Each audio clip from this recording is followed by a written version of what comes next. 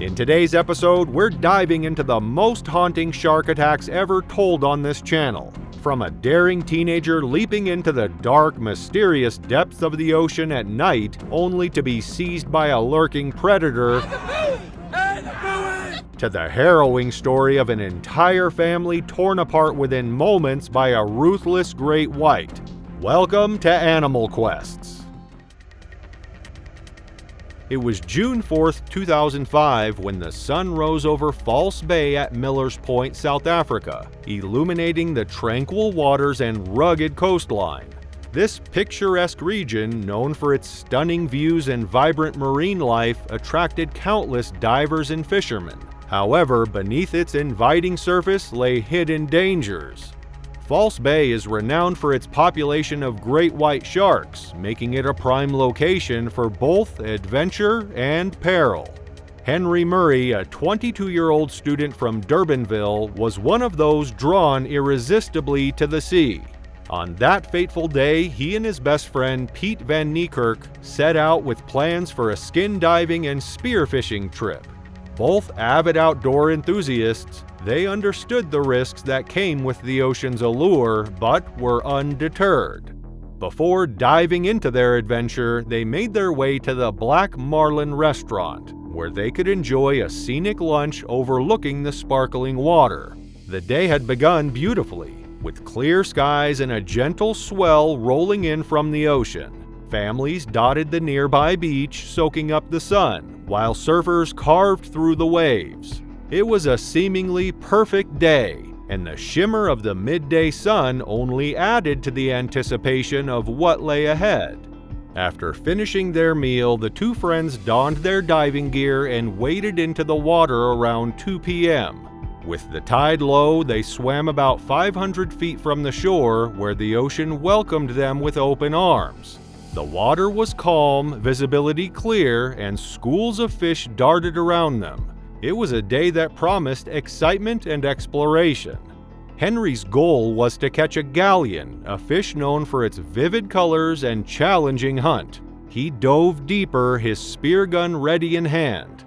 Just as he spotted a galleon in the distance, he suddenly noticed a large shape moving. Realizing the danger, he quickly shouted to Pete, "A great white is here! We have to get out!" Despite the clear visibility, seeing the 16-foot great white shark wasn't enough to save Henry's life. As they hurriedly swam toward the shore, the great white shark unexpectedly emerged from the water beside them, creating chaos as it launched itself into the air, trying to intercept them. The shark, attracted by their movements, surged toward them with alarming speed. Panic set in as the creature breached the surface, its powerful body propelling it into the air. Water splashed around them as they instinctively began swimming toward the shore. Henry's breath quickened as he glanced back, realizing the shark was circling them, drawn by their frantic movements. Chaos erupted in the water as Henry and Pete struggled to swim back. The predator was relentless, appearing and disappearing beneath the surface in a terrifying display of agility. As they pushed harder to reach safety, the shark suddenly lunged, its massive jaws snapping just inches from Henry. He raised his spear gun, attempting to fend off the attack, but the shark was unfazed. It swam underneath him, grabbing hold of Henry with a swift, powerful bite. In that horrifying moment, the world above erupted into chaos. Pete watched in horror as Henry's body was dragged beneath the surface, his arms flailing helplessly. Realizing the gravity of the situation, Pete dove into the water, desperately trying to reach his friend. The ocean, once a place of adventure, had transformed into a nightmare. The predator had claimed its prize. Pete swam with urgency, but it was too late. The shark disappeared into the depths, taking Henry with it. Overwhelmed by fear and confusion, Pete surfaced and swam frantically back to shore. The beach loomed ahead, but the distance felt like an eternity. Once on land, he sprinted toward the nearest fisherman, shouting for help.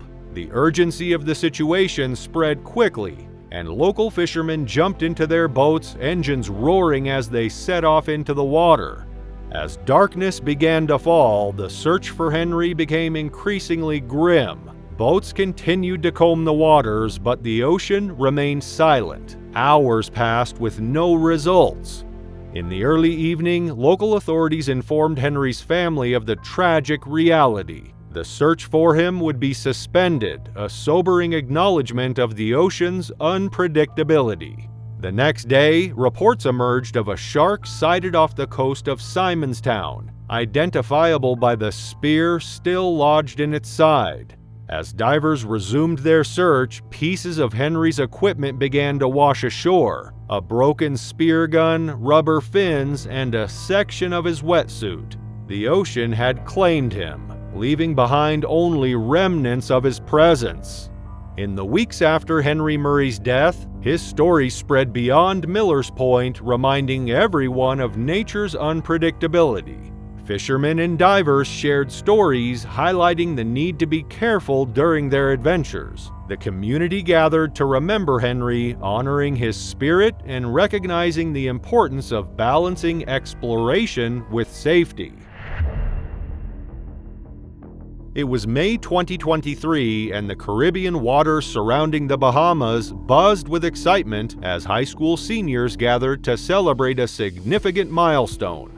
Among them was Cameron Robbins, an 18-year-old from Baton Rouge, Louisiana. He had just graduated from the University Laboratory School, where he was known as a dedicated student and a star athlete on the baseball field. Cameron's future appeared bright, with plans to attend college looming on the horizon. Along with his friends, he traveled to the Bahamas to mark the end of their high school years with a trip filled with adventure and fun. Upon arriving, the group checked into the luxurious Atlantis Hotel on Paradise Island, a well-known destination for tourists. The vibrant atmosphere of the hotel and its surrounding area offered plenty of opportunities for relaxation and excitement. After settling in, the friends wasted no time in exploring the beautiful grounds and enjoying the stunning views. The excitement was palpable as they discussed their plans for the days ahead, their minds filled with the freedom that comes with graduation. To kick off the celebrations, they organized a pirate-themed booze cruise, a popular choice among graduates eager to enjoy their newfound freedom. As the sun began to set, they boarded a vessel named Blackbeard's Revenge. This impressive three-masted wooden ship was known for hosting private parties and had a full cash bar to keep the drinks flowing. As the boat set sail from the mainland, the atmosphere transformed into one of jubilant celebration, complete with loud music, laughter, and dancing. As darkness enveloped the sea, the group continued to enjoy their drinks, fueling their sense of invincibility. Cameron, along with his friends, relished the moment, letting loose after years of hard work and dedication to their studies. The heavy bass of the music vibrated through the boat, accompanied by the cheerful chatter of the students. The ocean stretched out before them, a vast, dark expanse that held both excitement and danger. After a while, the boat reached Atoll Island, a small, uninhabited landmass known for its snorkeling spots. It was around 11:30 p.m. when they arrived, and despite the chill in the air, most of the passengers remained in their swimming suits ready for more fun. With the evening chill setting in, the group continued to drink and enjoy the moment. Amidst the lively atmosphere, someone challenged Cameron to jump overboard, questioning his bravery. With the effects of alcohol amplifying the sense of invincibility, Cameron accepted the challenge. He climbed onto the edge of the ship, balancing precariously as his friends urged him to reconsider. A few of them grabbed him, trying to pull him back, but Cameron broke free from their grasp. Propelled by the cheers and encouragement of the crowd, he leapt into the water below, a splash marking his entry into the darkness. One of his friends recorded the jump on a mobile phone, capturing the moment for posterity. This kid jumped off! Oh my... Oh, bye-bye! Oh, shit! That's... Hey, grab the buoy! Hey, the buoy! As Cameron hit the water, his friends rushed to the side of the boat to watch. The night was still, but the ocean concealed unseen dangers. Almost immediately, Cameron sensed something moving in the water around him. A life ring was tossed in his direction, but rather than swimming toward it, he paddled away, feeling an unease settle in. Something brushed against him, prompting a frantic response as he attempted to swim away from the growing threat. His friends shouted instructions, urging him to grab the buoy. However, Cameron remained focused on the water around him, swimming away from the dark shadow that circled him. As panic set in, he was seen thrashing about, glancing nervously at the water. Then, in a moment, he vanished from view. His friends lost sight of him moments after he entered the water. They called out his name, peering into the dark, but there was no response. The boat's crew began a frantic search, scanning the water for any sign of Cameron. Hours passed, and concern turned to panic as they realized the severity of the situation. The boat stayed in the area, searching and calling for Cameron, but the darkness yielded no answers. By the early hours of the morning, the crew decided to alert the Coast Guard, requesting assistance in the search for the missing teenager. As the night wore on, the atmosphere shifted from celebration to dread. The students on board, once filled with laughter, were now cold, wet, and anxious. They huddled together, concerned for their friend, fearing the worst. As daylight broke, the Royal Bahamas Defense Force and the U.S. Coast Guard initiated an extensive search operation to locate Cameron. Boats and aircraft covered hundreds of miles of ocean, searching for any sign of him. Cameron's parents flew to the Bahamas, joining the effort to find their son. Despite their hopes, the search yielded no results. After 2 days, officials made the difficult decision to call off the operation, concluding that the conditions were too severe and that Cameron was unlikely to survive without a life jacket. In the days following the incident, investigators reviewed the video footage captured by Cameron's friend during the jump. In the grainy clip, just as Cameron entered the water, a dark outline emerged nearby. The footage showed a shark breaking the surface close enough for Cameron to see. He appeared to react, swimming away in the opposite direction as the shark approached him. The video captured the moment he was pulled under, disappearing from sight. The waters around the Bahamas are known for their shark populations, particularly bull sharks, which are responsible for many attacks. This incident raised questions about the safety of swimming in these waters, especially at night and under the influence of alcohol. While some might view Cameron's decision to jump as reckless, it reflected the carefree attitude of youth celebrating a milestone. In that moment, he and his friends were focused on having fun, unaware of the potential dangers lurking beneath the surface. The impact of Cameron's disappearance was felt deeply by his family and friends. With no resolution to the mystery of what happened that night, they were left grappling with the loss. Despite the haunting video of his final moments, his body was never recovered. It was a calm November morning in 1991 on the Hawaiian island of Maui, where the sun glimmered on the crystal-clear waters, casting a serene glow over the quiet beach at Hilo Point. Marty Morell, a swimmer who had been swimming in these waters every morning of her life, swam elegantly. To Marty, each swim was not merely a rite, it was an opportunity to be with the sea that she was fond of since her childhood. With her husband Dave and their children, she was able to build a perfect life on a beachfront property. But that morning, the tranquil ocean held a darkness just beneath its surface. Martha had been raised in Des Moines and later attended Washington State University, where she met her husband. They got married in 1972 and settled in Hawaii, Maui to be precise. Thanks to Dave's job as the manager of the Pioneer Sugar Mill, they were able to live comfortably, and by 1988 they relocated to a beautiful land at Hilo Point with a lagoon that felt like it was made for them. Marty enjoys swimming and thus became a board member of the Aloha Aquatics Club to ensure children in the society develop the same interest. Life seemed picture perfect. That morning, Marty was not swimming alone. Her friend, Louise Soriso, a doctor from Vancouver, joined her on what they thought was a regular morning swim.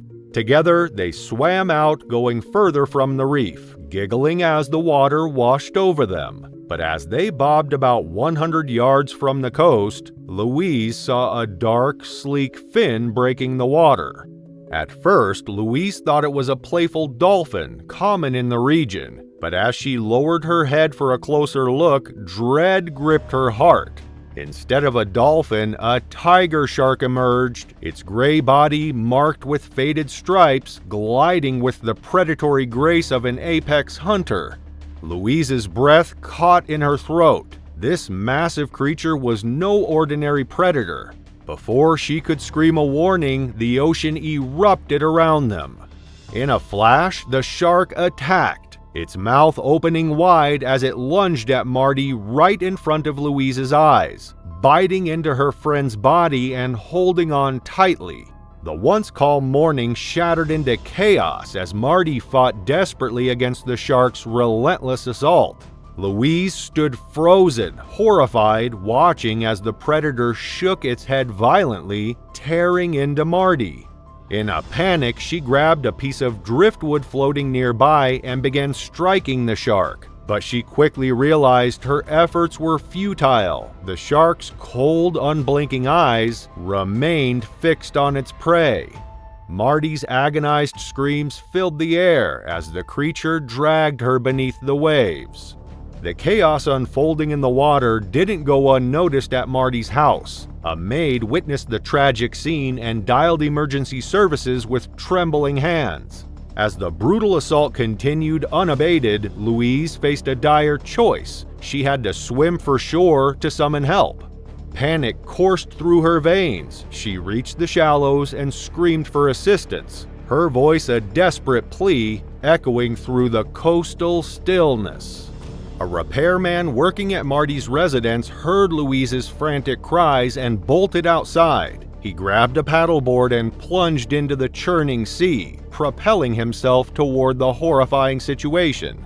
As he approached, a nightmare scene unfolded before him.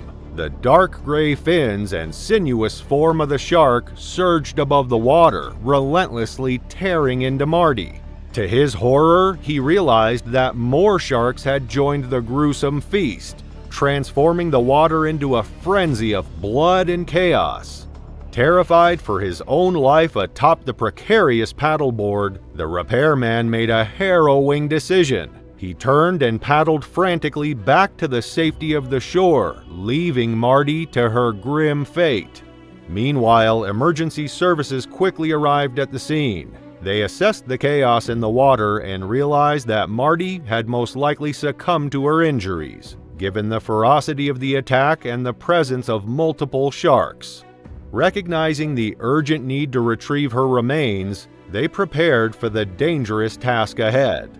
As they approached, the tiger shark circled Marty's lifeless body, refusing to leave its kill.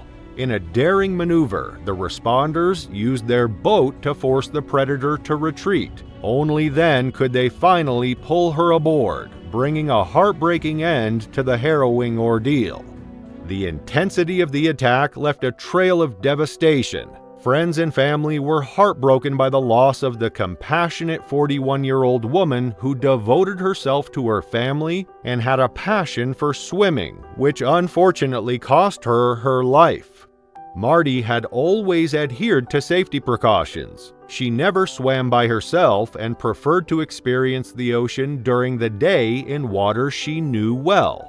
That day, the sky was bright and clear and the waters glistened in the sunlight. However, experts suggested that her movements may have inadvertently drawn the shark's attention, an unfortunate instance of being in the wrong place at the wrong time.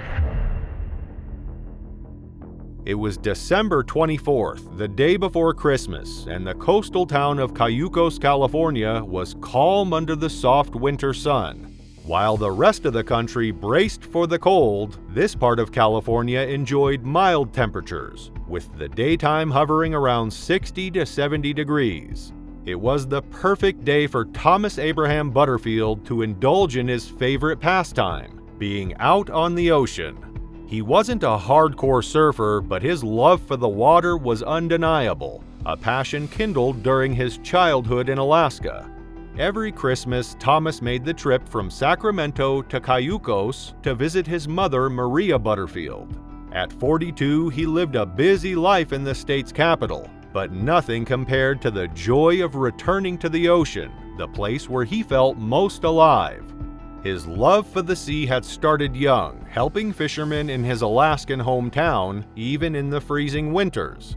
Now, he couldn't wait for the holiday break, where he'd spend 2 weeks on the beach, soaking in the ocean breeze. On that Christmas Eve morning, Thomas decided to head out to Morro Bay, just a short drive from his mother's house.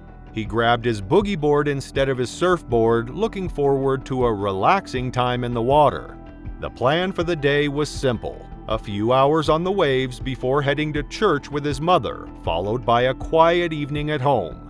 Maria knew this routine well. She'd grown used to seeing her son slip away to the ocean whenever he could, but this year it felt even more important. Her youngest son, Ben, couldn't make it for Christmas, and Thomas had a special gift planned to lift her spirits. Unbeknownst to her, it would be the last gift Thomas would ever plan to give. By 8:30 a.m., Thomas was out in the water at Morro Bay. The day was peaceful, and only a few people shared the ocean with him: a young couple and 2 older surfers, all keeping their distance from one another. The sun was bright, the waves gentle, and Thomas was content to ride them casually, enjoying the quiet. But beneath the surface, something far more dangerous lurked. A 15-foot great white shark patrolled the waters, unnoticed by anyone. It had been waiting patiently for its next opportunity to strike. Thomas, floating far from shore on his brightly colored boogie board, appeared small in the vast ocean, an easy target. To the predator, size didn't matter. A meal was a meal. Without warning, the shark attacked. In a sudden burst of speed, it lunged from below, its massive jaws clamping down on Thomas's shoulder. The force of the bite dragged Thomas and his board beneath the surface. The water, once calm, now churned as the predator tore through muscle and bone. Thomas struggled desperately, his body reacting on pure instinct. His first goal was to get free. In an incredible feat of strength, he managed to rip himself out of the shark's grip, surfacing just long enough to gasp for air. But before he could call for help, the shark struck again, this time aiming for his head. Its jaws closed around his skull, the immense pressure crushing down. Thomas fought back with everything he had, his years of physical labor giving him an edge. He punched and kicked at the shark, his hands clawing at its leathery skin.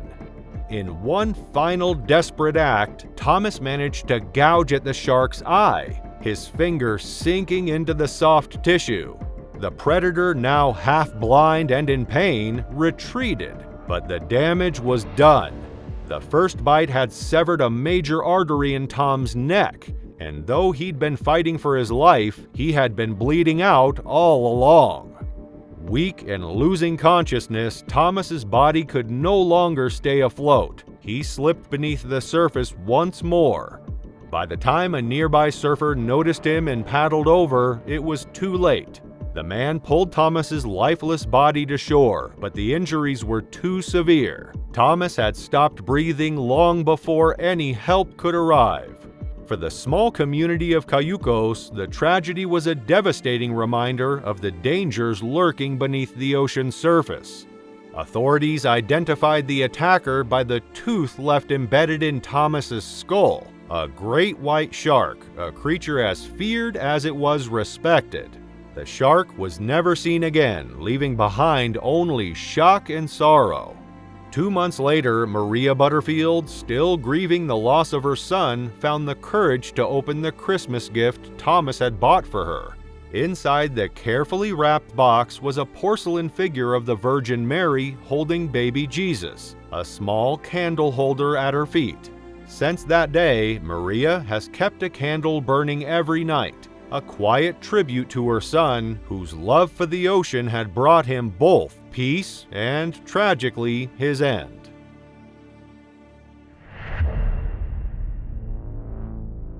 Port Lincoln, located on the rugged coastline of South Australia, is renowned for its stunning ocean vistas and vibrant marine life. As the only place in Australia where you can cage dive alongside great white sharks, it has become a hotspot for thrill seekers eager to witness these majestic predators up close. While cage diving offers an adrenaline rush, it's essential to remember that you can't trust a predator when it sees you as its next meal. Many tourists opt out of cage diving, preferring instead to experience the ocean in its raw, untamed form. However, this only heightens the activity of sharks in the area, as they become more accustomed to human presence.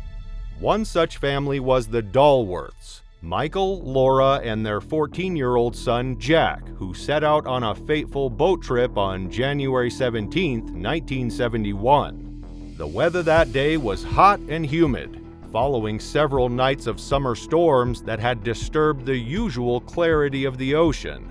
Seeking relief from the relentless heat, the Dalworths were eager to cool off in the waters they loved. They had a tradition of weekend boat outings, and despite being aware of the lurking dangers, they enjoyed the thrill of being in the ocean.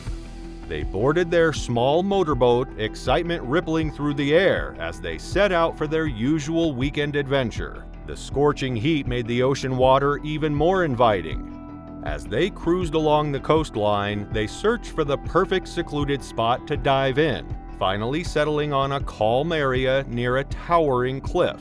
Unbeknownst to them, this would be their last dive together.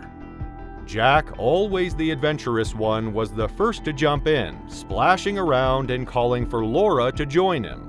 The water looked inviting despite its murky appearance, remnants of the storm's aftermath still swirling below the surface. Michael remained aboard, keeping a watchful eye on them as they swam. As Jack and Laura swam, the ocean seemed alive with movement. They laughed and splashed, enjoying the warm water.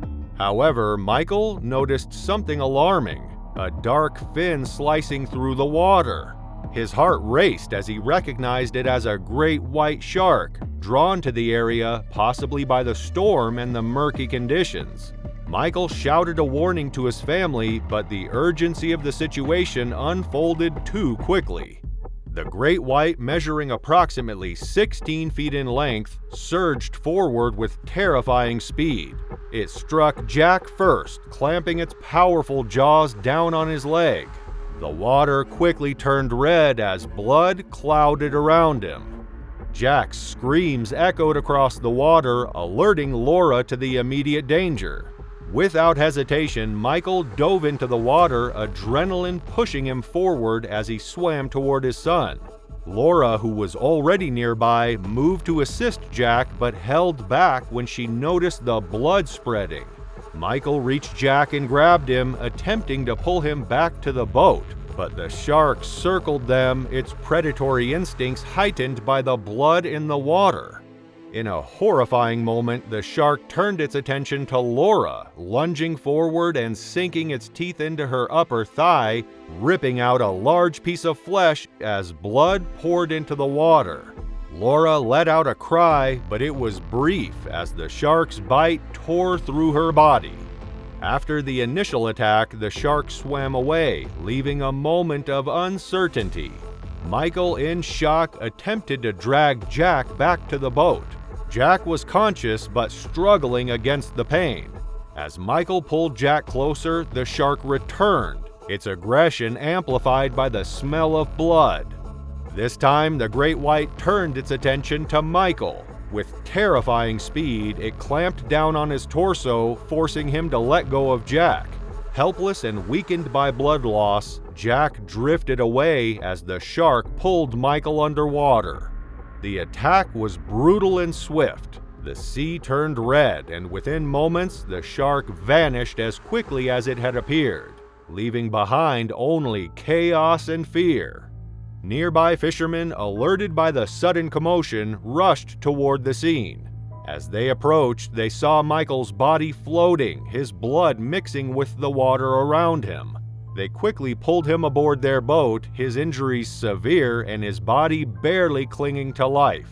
His condition was critical, but there was no time to hesitate.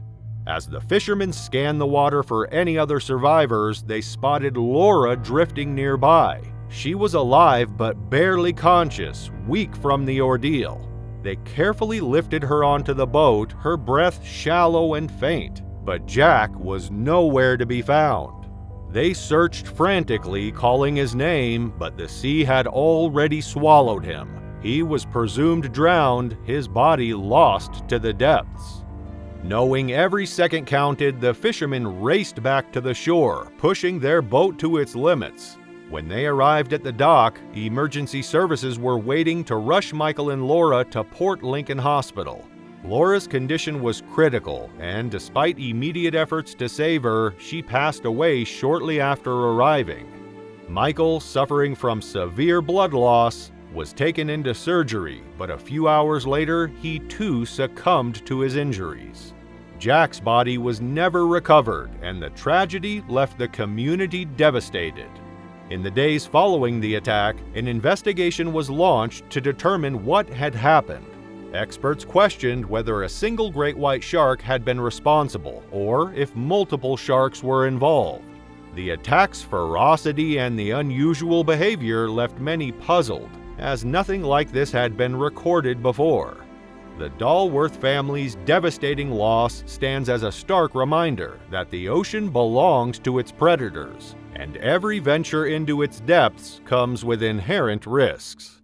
Sharks have a remarkable way of dragging their prey into deep waters, making them vanish without a trace. This unsettling truth became painfully clear in the case of Andrew Bannister, who thought staying closer to shore would keep him safe from the jaws of a great white, only to later discover he couldn't have been more wrong.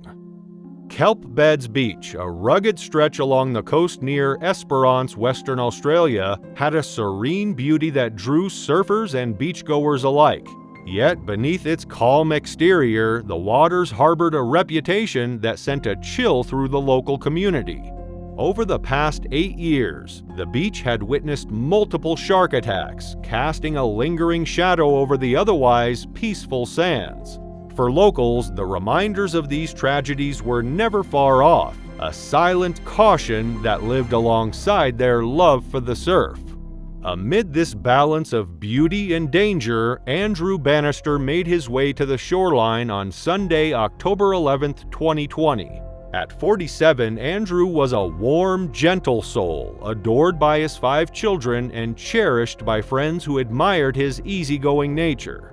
Sundays held a special place in his routine. After spending the morning with his family at church, he would head to the coast. Surfing was his time to unwind, a moment of peace where he could reconnect with himself before returning to the loving chaos of family life. Andrew was a careful man, always respecting the sea's power. He had a ritual before entering the water, scanning the waves for any unusual currents, watching for rips, and noting the water's clarity, knowing that murkier depths could invite curious sea life. He even paid attention to the birds above, aware that their sudden flurry might indicate activity below the surface. This day was no different. After his familiar check of the surroundings, confident in the calmness of the surf, he took a deep breath, feeling the thrill of the waves awaiting him.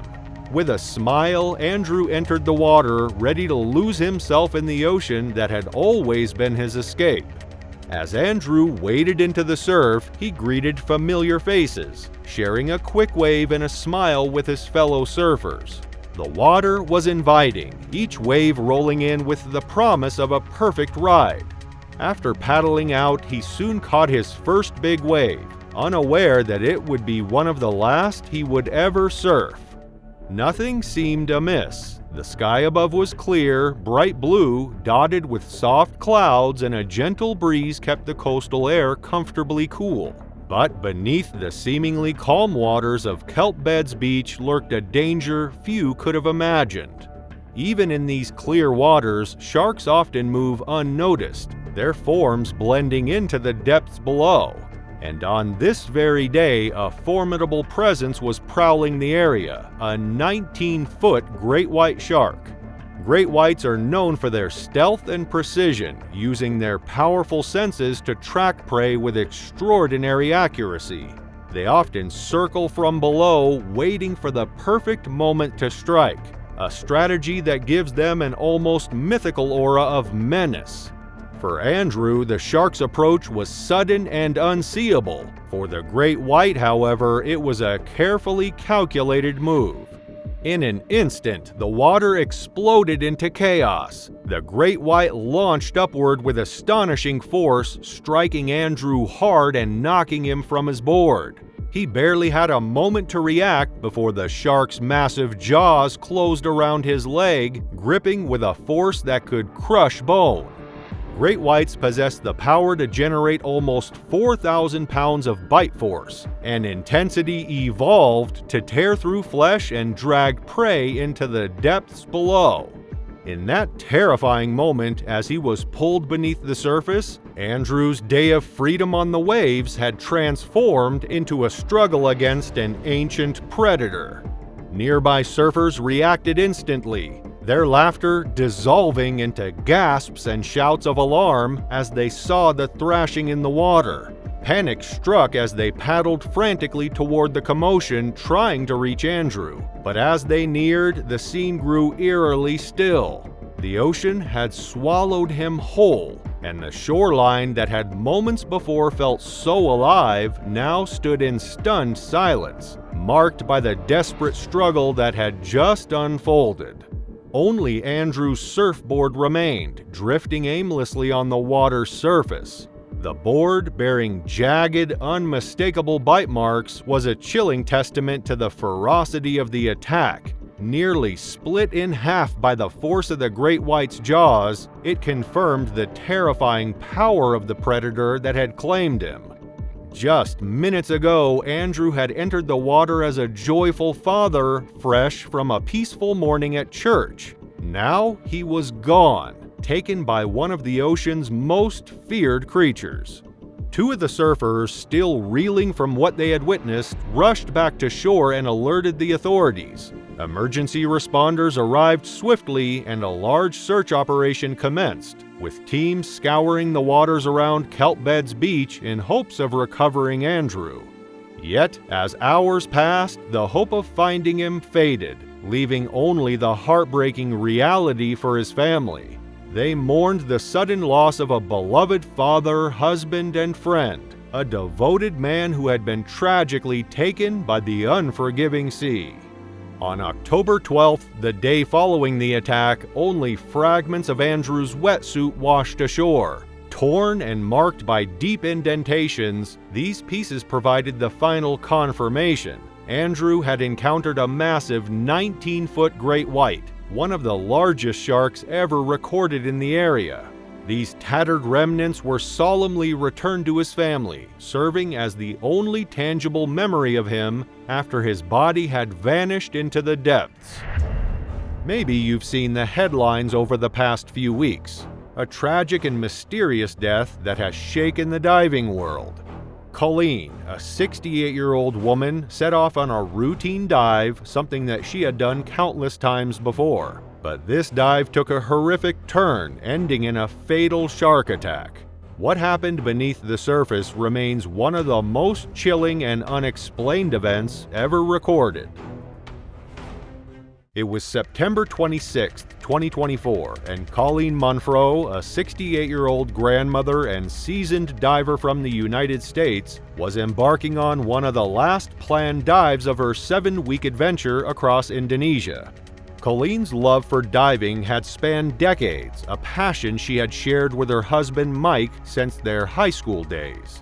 The two had met as teenagers, drawn together by their mutual love for nature and adventure. Over the years, they had not only explored the world's oceans together, but also owned a successful dive shop where they shared their passion with others. This trip to Indonesia, with its rich marine biodiversity and world-renowned dive sites, was a dream come true for both of them, an opportunity to relive their most cherished memories beneath the surface. That morning, the group of 6 divers who had grown close over the trip shared a cheerful breakfast. Laughter filled the air, and there was a deep sense of connection between them all. As they suited up for the day's dive, the excitement was palpable. The group had bonded over the past several weeks, and the familiarity between them fostered an easygoing, joyful atmosphere. As Colleen and her group descended to a depth of 25 feet, the water surrounding Pulau Rong, part of the breathtaking Alor archipelago, promised vibrant coral reefs and rare marine life, a diver's paradise. For Colleen, each dive was a chance to reconnect with the sense of wonder she'd felt since her teenage years. Confident and experienced, she wasn't easily frightened by the ocean. Yet, beneath the surface of these beautiful waters, there lurked hidden dangers, powerful currents and marine predators like tiger sharks that thrived in the warmth. The dive started with Colleen savoring every moment, knowing this was one of her last dives on this trip. She took in the vibrant underwater world, watching a graceful manta ray glide effortlessly through the coral reefs. The calm waters and serene surroundings made it feel like a perfect final adventure beneath the surface. But after about 30 minutes, the mood of the ocean began to shift. The once gentle currents turned fierce, swirling unpredictably. As the group tried to ascend to safer depths, the currents intensified, making it difficult to stay together. Colleen, in particular, felt the force pulling her away. She struggled to keep close to her husband, Mike, but the ocean's grip was too strong. She waved her arms frantically, trying to signal her friends, but the churning water made it hard to be seen. Mike, just feet away, reached out desperately, but Colleen was already being dragged farther from him. Her shouts for help were muffled by the water, vanishing into the vast blue. Mike and the others did their best to fight the current, but within moments, Colleen was gone, pulled beyond their reach. The ocean, indifferent to their efforts, swallowed her whole. Desperation set in as the group frantically searched, their hearts racing. The dive guide quickly signaled for everyone to resurface, knowing the current was too strong to fight. When they emerged, gasping for air, a heavy dread settled over them.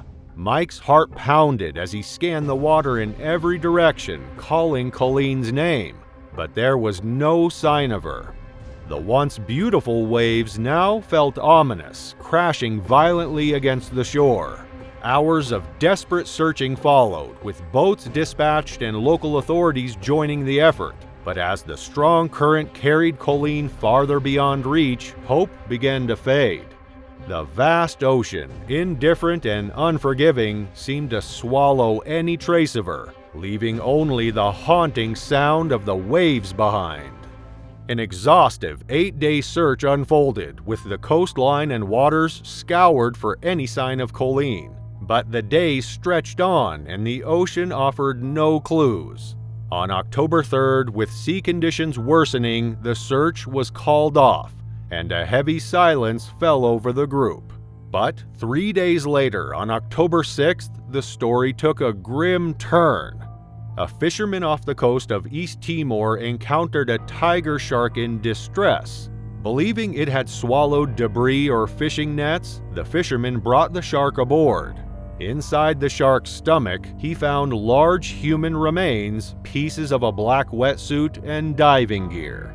Authorities quickly confirmed that these were Colleen's remains. Colleen's last moments remain a mystery, but the discovery of her remains inside the shark is a grim reminder that even in the beautiful waters of Thailand, danger always lurks beneath the surface. Her friends and family were devastated by the loss, none more so than Mike, her husband. Now alone, Mike was left to grapple with the heartbreaking reality that he would never again embark on adventures with his fearless and adventurous partner. When you enter the sea, you can never truly know when your final moments might come. It was Tuesday, April 3, 2014, when a small group of swimmers set out for their ritual morning swim from Tathra Beach in New South Wales, Australia. Tathra, a charming seaside village located about 250 miles south of Sydney, is known for its picturesque coastline, sandy beaches, and crystal-clear waters. The Tathra Wharf, a wooden structure built in the 1860s, jutted into the ocean, providing a scenic backdrop for tourists and locals alike. The village, with its welcoming atmosphere, attracted many ocean enthusiasts. But the waters also held hidden dangers. On that overcast morning, 6 swimmers, including Christine and Rob Armstrong, gathered at the beach. They were seasoned ocean swimmers, having formed a close-knit group over the years. Christine and Rob, both originally from Western Australia, had made Tathra their home. The couple had developed a routine of swimming from the beach to the wharf and back, regardless of the season. As they prepared to enter the water, the calm surface appeared inviting. Yet just beneath it lurked potential threats, including sharks, which were known to inhabit the area. 2 years prior, concerns had been raised about fishermen illegally baiting lines near the wharf, attempting to lure sharks closer to shore. Despite warnings from local authorities, the practice persisted and swimmers remained undeterred, continuing their daily swims. As the group ventured toward the wharf, they navigated the still waters, making the best of it despite the clouded sky. As they reached the 2,625-foot mark, Christine decided to turn back early, feeling a slight discomfort from a recent trip. She waved goodbye to her fellow swimmers who continued toward the wharf. Unbeknownst to her, a massive 13-foot-long shark had begun to shadow her, gliding gently through the water. The shark, patient and calculated, closed in on Christine. As she swam back toward the beach, the predator struck with swift brutality. In an instant, Christine was taken beneath the surface, her body vanishing without a trace. The attack was so rapid and powerful that it left no time for her to react or call for help. On the rocks overlooking the ocean, some onlookers noticed the commotion. A large shark was breaching the water, thrashing violently. However, from their vantage point, they could not discern what it was attacking, and there were no visible signs of distress from any swimmer. Meanwhile, Rob and the others had reached the end of the wharf and began their return to shore. As they swam, Rob noticed something unusual, a flock of birds diving and swooping low above the water. Instinctively, he called out to Patrick, alerting him to the situation. Suddenly, a dorsal fin sliced through the water, and Rob recognized the danger immediately. Panic surged through him as he saw Mary, a fellow swimmer, venturing dangerously close to the shark. Mary turned, and panic set in when she saw the fin approaching her. Without hesitation, she swam back toward Rob and Patrick, who quickly formed a tight group, joined by the others as they anxiously scanned the water for any sign of Christine. As they neared the shore, confusion set in. Christine was nowhere to be seen. At first, they thought she might have swum ahead, but as they called out to her with no response, dread crept in. Together, they rushed back into the water, frantically searching the horizon for any trace of her. Rob's heart raced as he shouted Christine's name, but the ocean remained silent. With time running out, he dialed emergency services, reporting a potential shark attack. Water police, rescue helicopters, and surf lifesavers quickly mobilized, launching a large-scale search for Christine. Witnesses began to come forward, detailing the shark's movements they had seen moments before. The grim possibility that Christine had been taken began to settle in. The following morning brought tragic confirmation. Christine's goggles and swim cap washed ashore, accompanied by a small amount of human remains. Authorities confirmed the devastating news. Christine Armstrong had been killed by a shark. The small community of Tathra was rocked by the incident, as Christine was a respected and active member of the village, known for her contributions to the local surf life-saving club. In the aftermath of the attack, the beach was closed and a somber atmosphere enveloped the village. For Rob, losing Christine after 44 years together was an unfathomable heartbreak. They had been partners since they were just teenagers, sharing a life filled with laughter and love, and even facing the devastating loss of their daughter, which only brought them closer. In the days following Christine's appearance, Rob held tightly to a promise they had made long ago. If one of them were to pass, the other would carry on and embrace life fully. Just 2 days after that fateful day, Rob ventured back into the ocean they both adored. The water felt so different without her by his side, each wave a painful reminder of the void she left behind. Yet, as he swam, he felt a flicker of comfort knowing he was honoring their pact. It was a struggle, but he was determined to keep living for both of them. It was July 15, 2017, and the brilliant sun rose over Makati Bay, illuminating the Red Sea in bright light. The smell of the sea mingled with the sounds of joy in people's voices, children and their parents enjoying their time freely on a sunny summer day. For 28-year-old Ruben Morales, a professional swimmer, this was the perfect day to reconnect with the ocean. Ruben had traveled the world since finishing college, eager to embrace new experiences and adventures. Known for his speed and endurance in the water, he had won several regional swimming competitions, making him feel confident and at home in any aquatic environment. This trip to Egypt held special significance as he reunited after years with his college friend Darius, who lived by the Red Sea and was excited to show him the beauty of the area. Having woken up very early to prepare a hearty breakfast filled with jokes and camaraderie, Ruben and Darius decided to head out to the beach, where the water sparkled like diamonds. Ruben's heart raced with excitement as he stripped down to his swimsuit, unaware of the terrifying fate that would soon await him in the waters. They swam with exuberance, their laughter mingling with the sounds of the sea. Tropical fish darted among the corals, and Ruben felt a rush of exhilaration with every stroke, the water embracing him like a long-lost friend. Usually, the Red Sea was safe, but on this day, a 10-foot mako shark was roaming the waters. Drawn to the warm temperatures of the Red Sea, which hovered around 60 degrees Fahrenheit, the shark was searching for prey. Unfortunately for Darius and Ruben, the murky conditions made it difficult for them to see the approaching danger. They enjoyed swimming while reminiscing about the experiences they had shared since the last time they had seen each other, which was quite a while ago. After a while, they paused in the water to share a laugh, their heads bobbing above the surface. The sun glared down and the beach buzzed with life.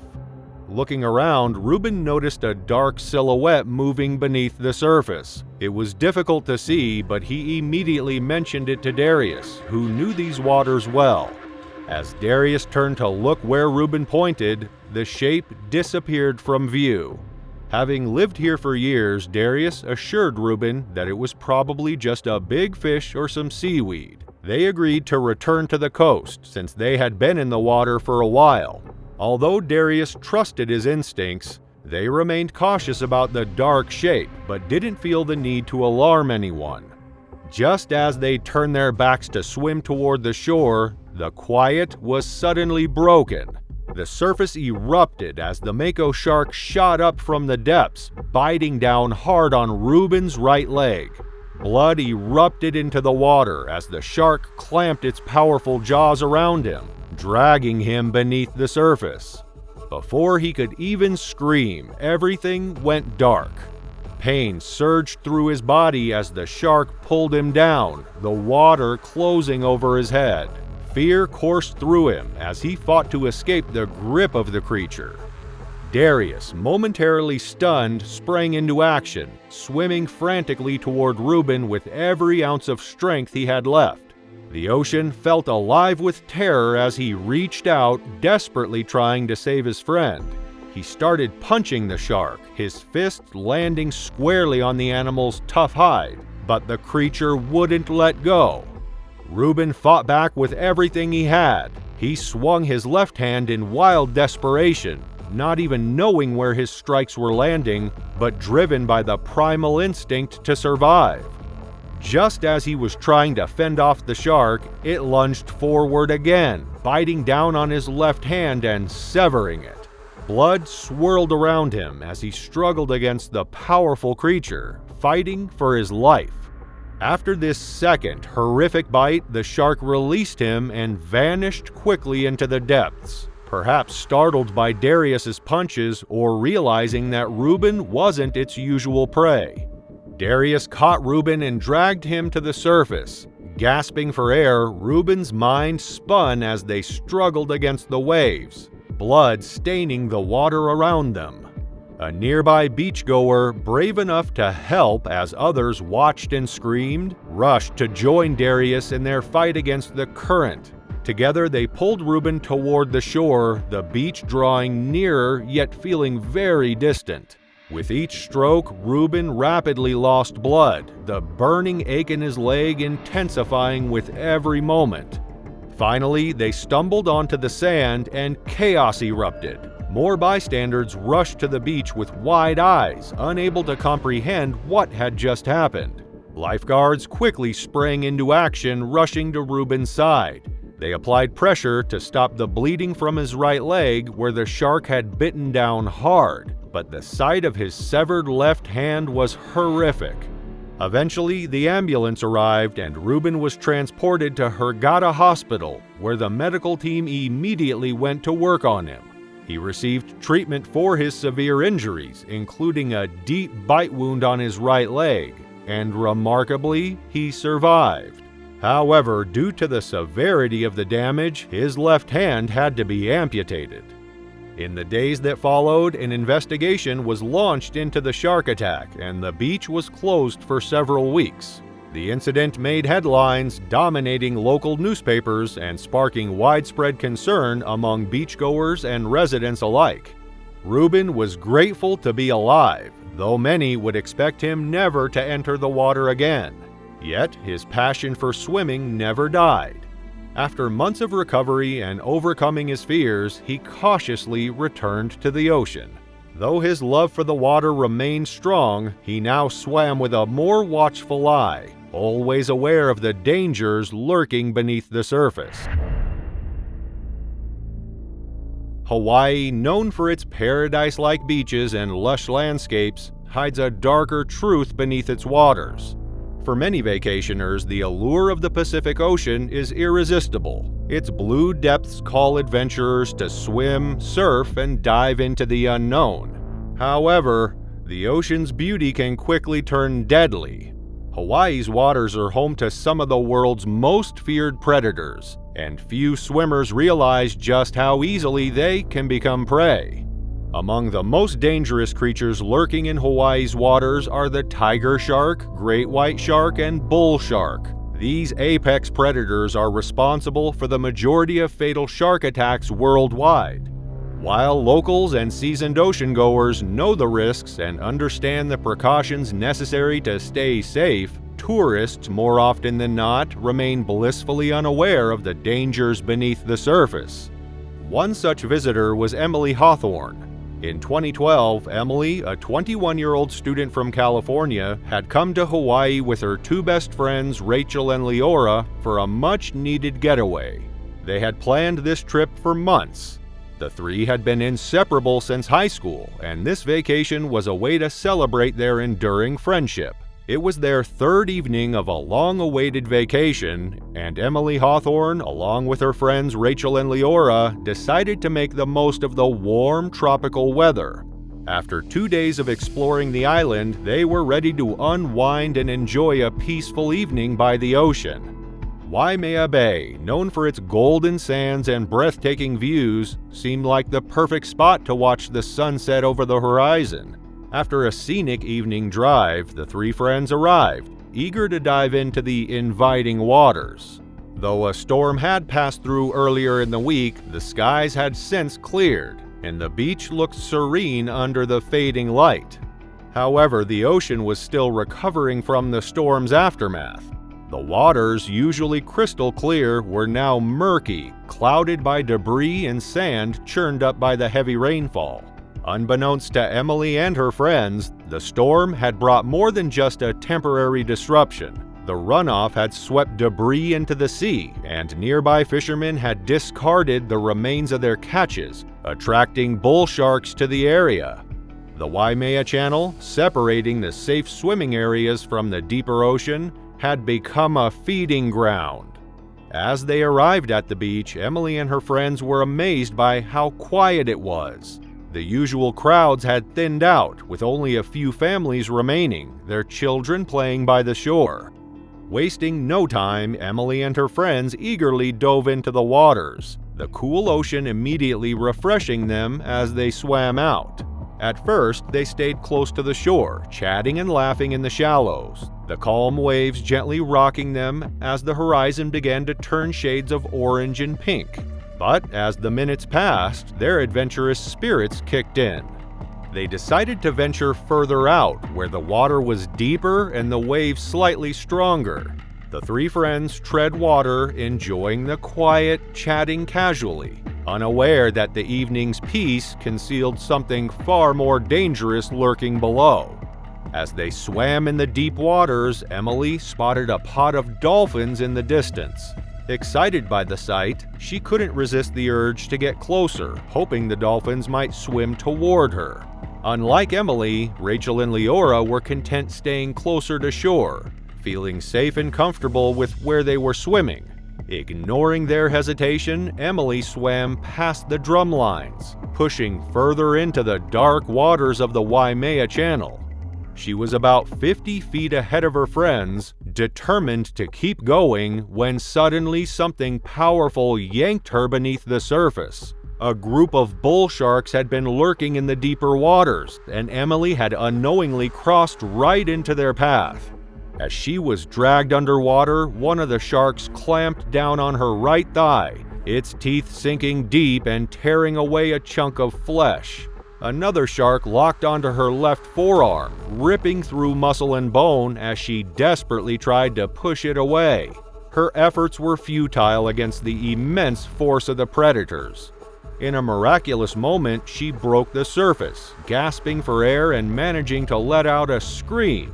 Rachel and Leora, already swimming toward her after noticing unusual splashing, grew more alarmed as they spotted the ominous fins cutting through the water. They hadn't fully realized what was happening until they saw Emily struggling at the surface.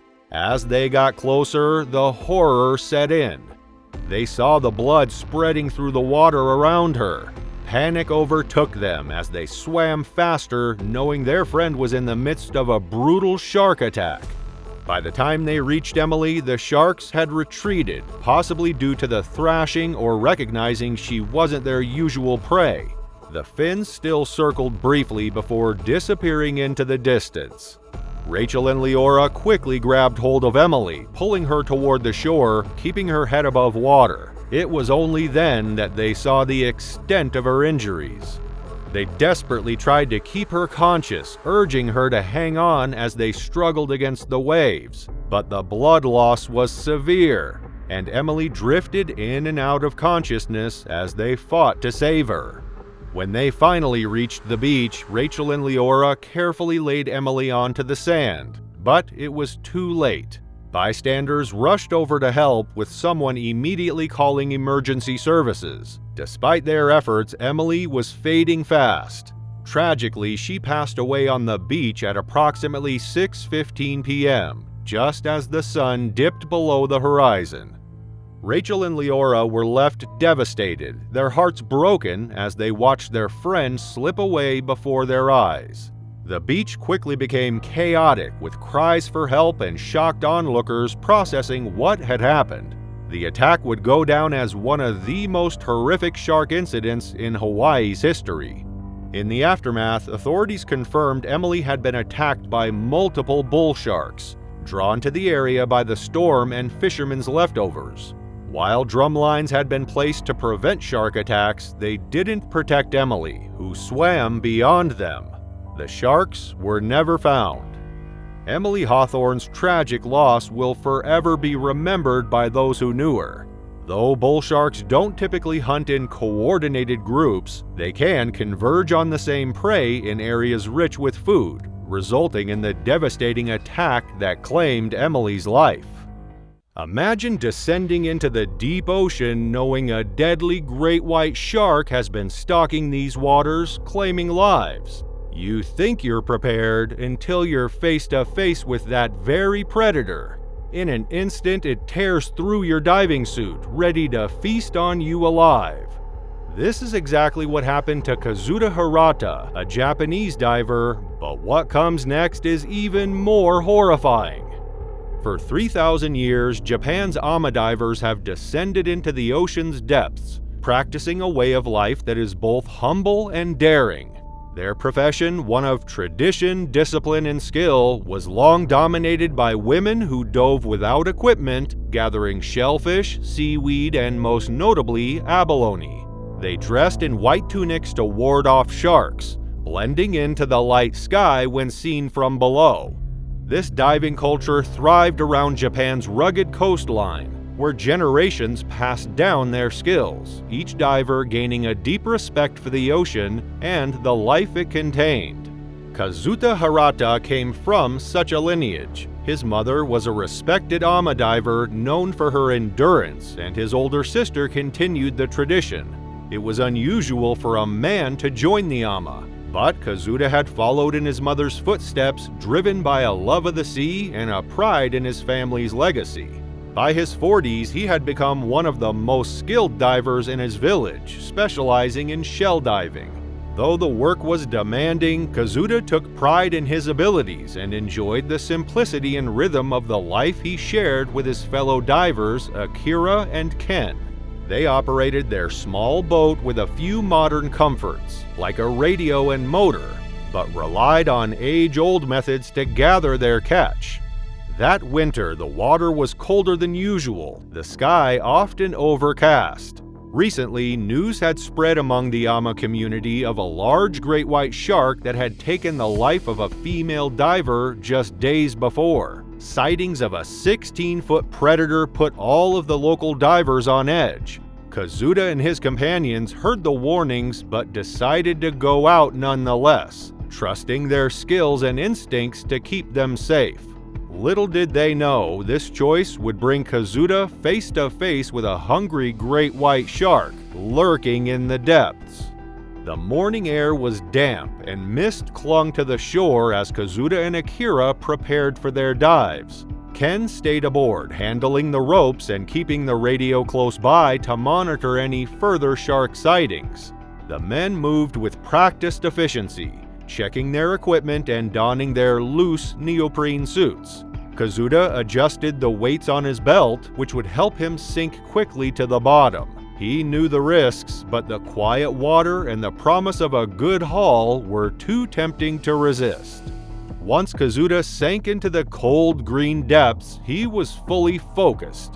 The rocky seafloor below him was covered in kelp, swaying gently with the current.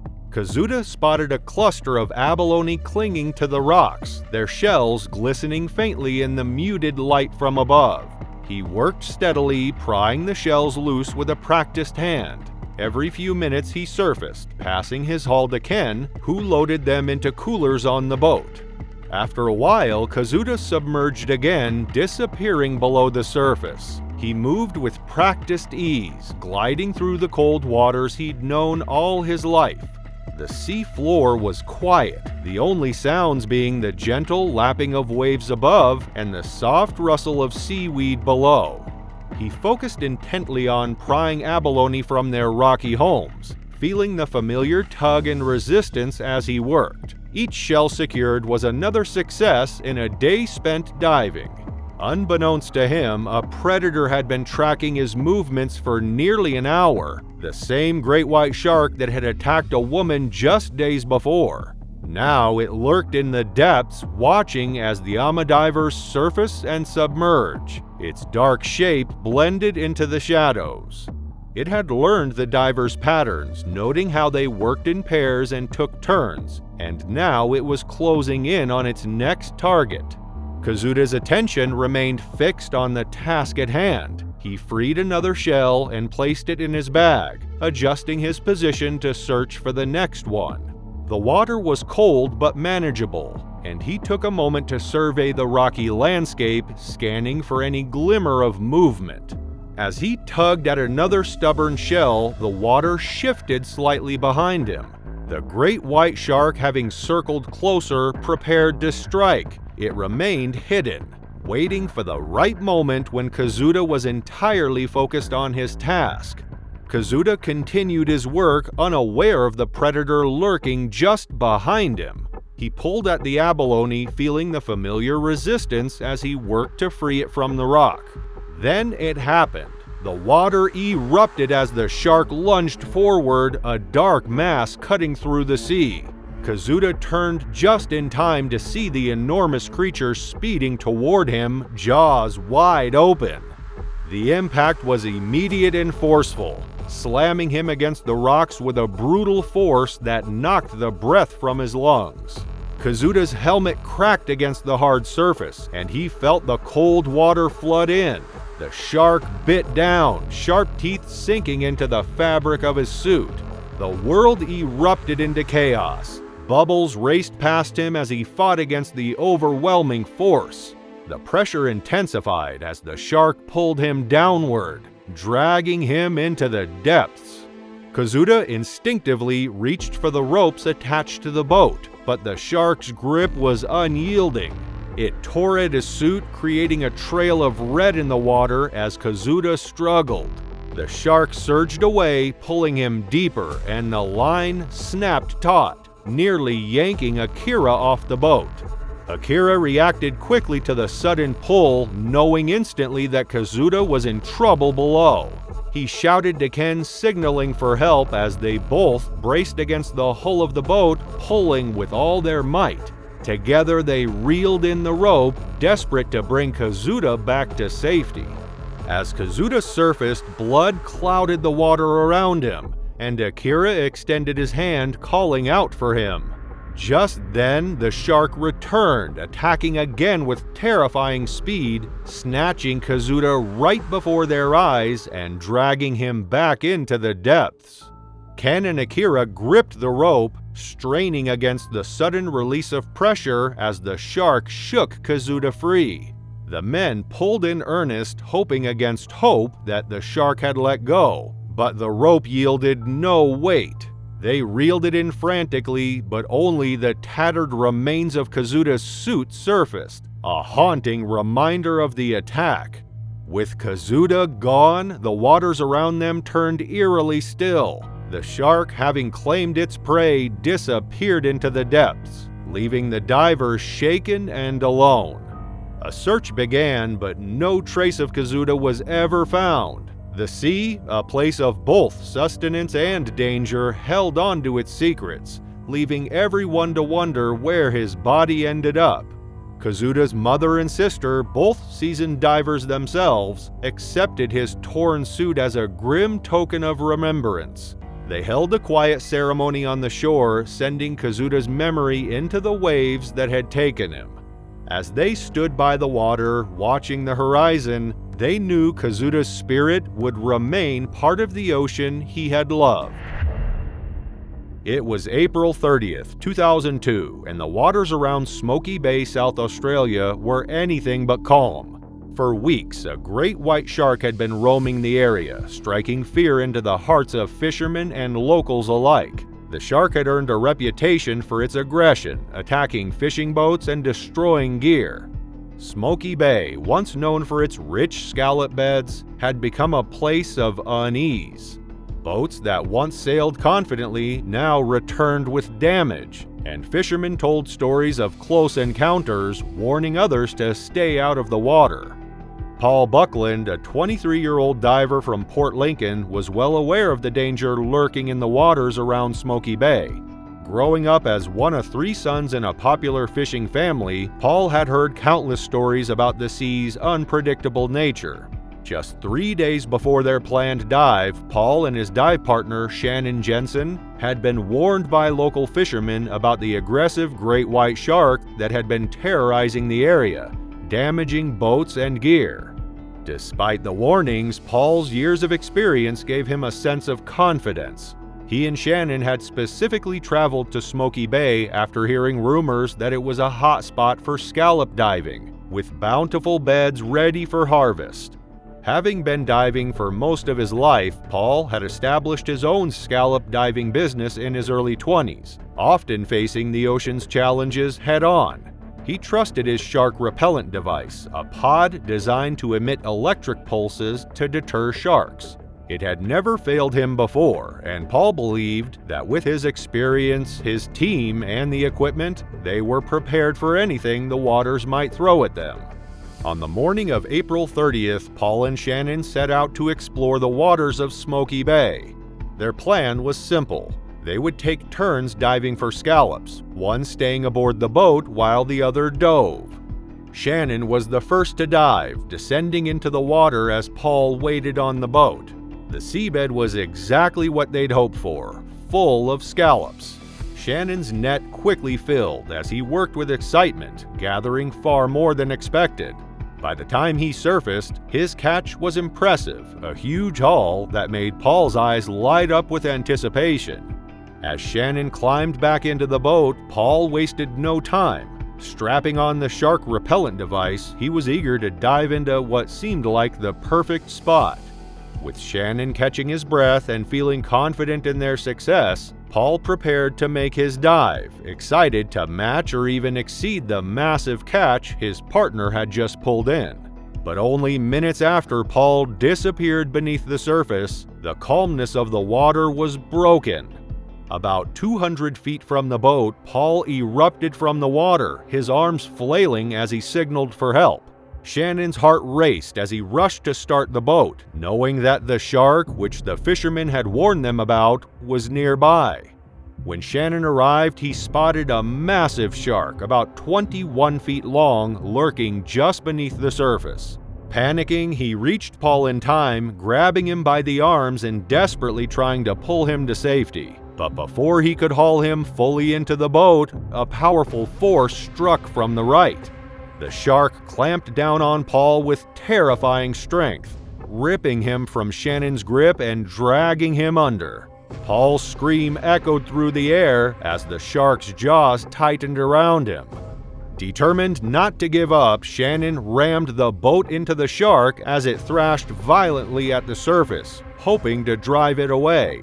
Again and again, he struck the predator, but the shark held on, relentlessly thrashing Paul's body with brutal force, turning the water crimson with blood. After several hits, the shark finally let go. Paul's body floated limp and lifeless on the surface. Shannon hauled him aboard, but the damage was devastating. Paul's left leg had been completely severed, and much of his side was torn away. His skin was ghostly pale, and blood continued to pour from the terrible wounds. Shannon quickly turned off the shark repellent device, which had been functioning the entire time, but had been proven useless against such a determined predator. He wrapped Paul's body in a thick doona, trying in vain to stop the bleeding, but he knew it was too late. Paul's eyes were already rolling back, and his body lay still. The boat was too damaged, and with no phone signal or working radio, Shannon had no way to call for help. Every minute felt like an eternity as he frantically tried to flag down nearby boats. Eventually, a fisherman noticed his desperate signals and came to their rescue. They rushed back to shore, but by the time they arrived, it was too late. Paul Buckland was declared dead at the scene, having succumbed to catastrophic blood loss from the attack. Paul's death marked one of the first known fatalities involving a shark repellent device. His unwavering faith in the device's protection led him to ignore repeated warnings, and that misplaced confidence tragically sealed his fate. His loss sent shockwaves through the community, leaving his family devastated. Despite his adventurous spirit and expertise in the water, Paul became a victim of nature's unforgiving power. It was the afternoon of July 18, 2023 in the Southern Caribbean at Nirvana, a renowned dive site near the island of San Andreas. Known for its crystal-clear waters and vibrant coral reefs, this area forms part of the Seaflower Biosphere Reserve, a UNESCO-protected paradise for divers who come to explore its stunning marine life. Among those captivated by this underwater world was Christian Castanovia, a 38-year-old adventurer whose life had been intricately woven with the sea. Freediving, the art of diving without the aid of breathing equipment, relying solely on the diver's ability to hold their breath, was a discipline Christian had mastered. It required immense skill, mental focus, and a deep understanding of one's own physical limits. Christian wasn't just any freediver, he was well known and respected in the freediving community, holding 25 Colombian freediving records, each achievement a testament to his bond with the waters that had shaped his life. On that fateful day, Christian was preparing for another dive in conditions that were as calm and pristine as they always were at Nirvana. He and his group of longtime freediving companions boarded a small boat that took them to the edge of the dive site. The boat bobbed gently on the water as they secured their gear. No heavy equipment, just wetsuits and weight belts, allowing them to move effortlessly through the water. One by one, they slipped into the sea, their bodies barely disturbing the surface as they took deep, controlled breaths to prepare for the dive. Surrounded by the colors of the coral gardens and the familiar rhythms of the ocean, Christian was at home. He was comfortable, almost like a fish himself, a man born to swim. Yet, beneath this peaceful beauty, the ocean held more than just serenity. Lurking in the deep, unseen yet ever-present, was the oceanic white-tip shark, a creature both feared and respected by divers. Known for its boldness and curiosity, the shark often approached divers, usually without incident. Christian had encountered these predators before and understood the delicate balance required to coexist with the ocean's creatures. He had always maintained a respectful distance, knowing that survival meant respecting their territory. But on this day, the ocean's balance was about to shift. Christian and his group had been freediving for about an hour, taking turns diving for 2 to 4 minutes while the others waited on the boat, ready to regroup after every dive. Each descent had revealed stunning views of coral and fish, and after his friends returned from their latest descent, Christian decided to venture back for one final look. The midday light shimmered on the surface as Christian swam peacefully, descending to about 20 feet as he explored the vibrant underwater world, unaware of the silent predator approaching from the blue. Suddenly, a large oceanic white-tip shark emerged, its sleek torpedo-shaped body cutting effortlessly through the water.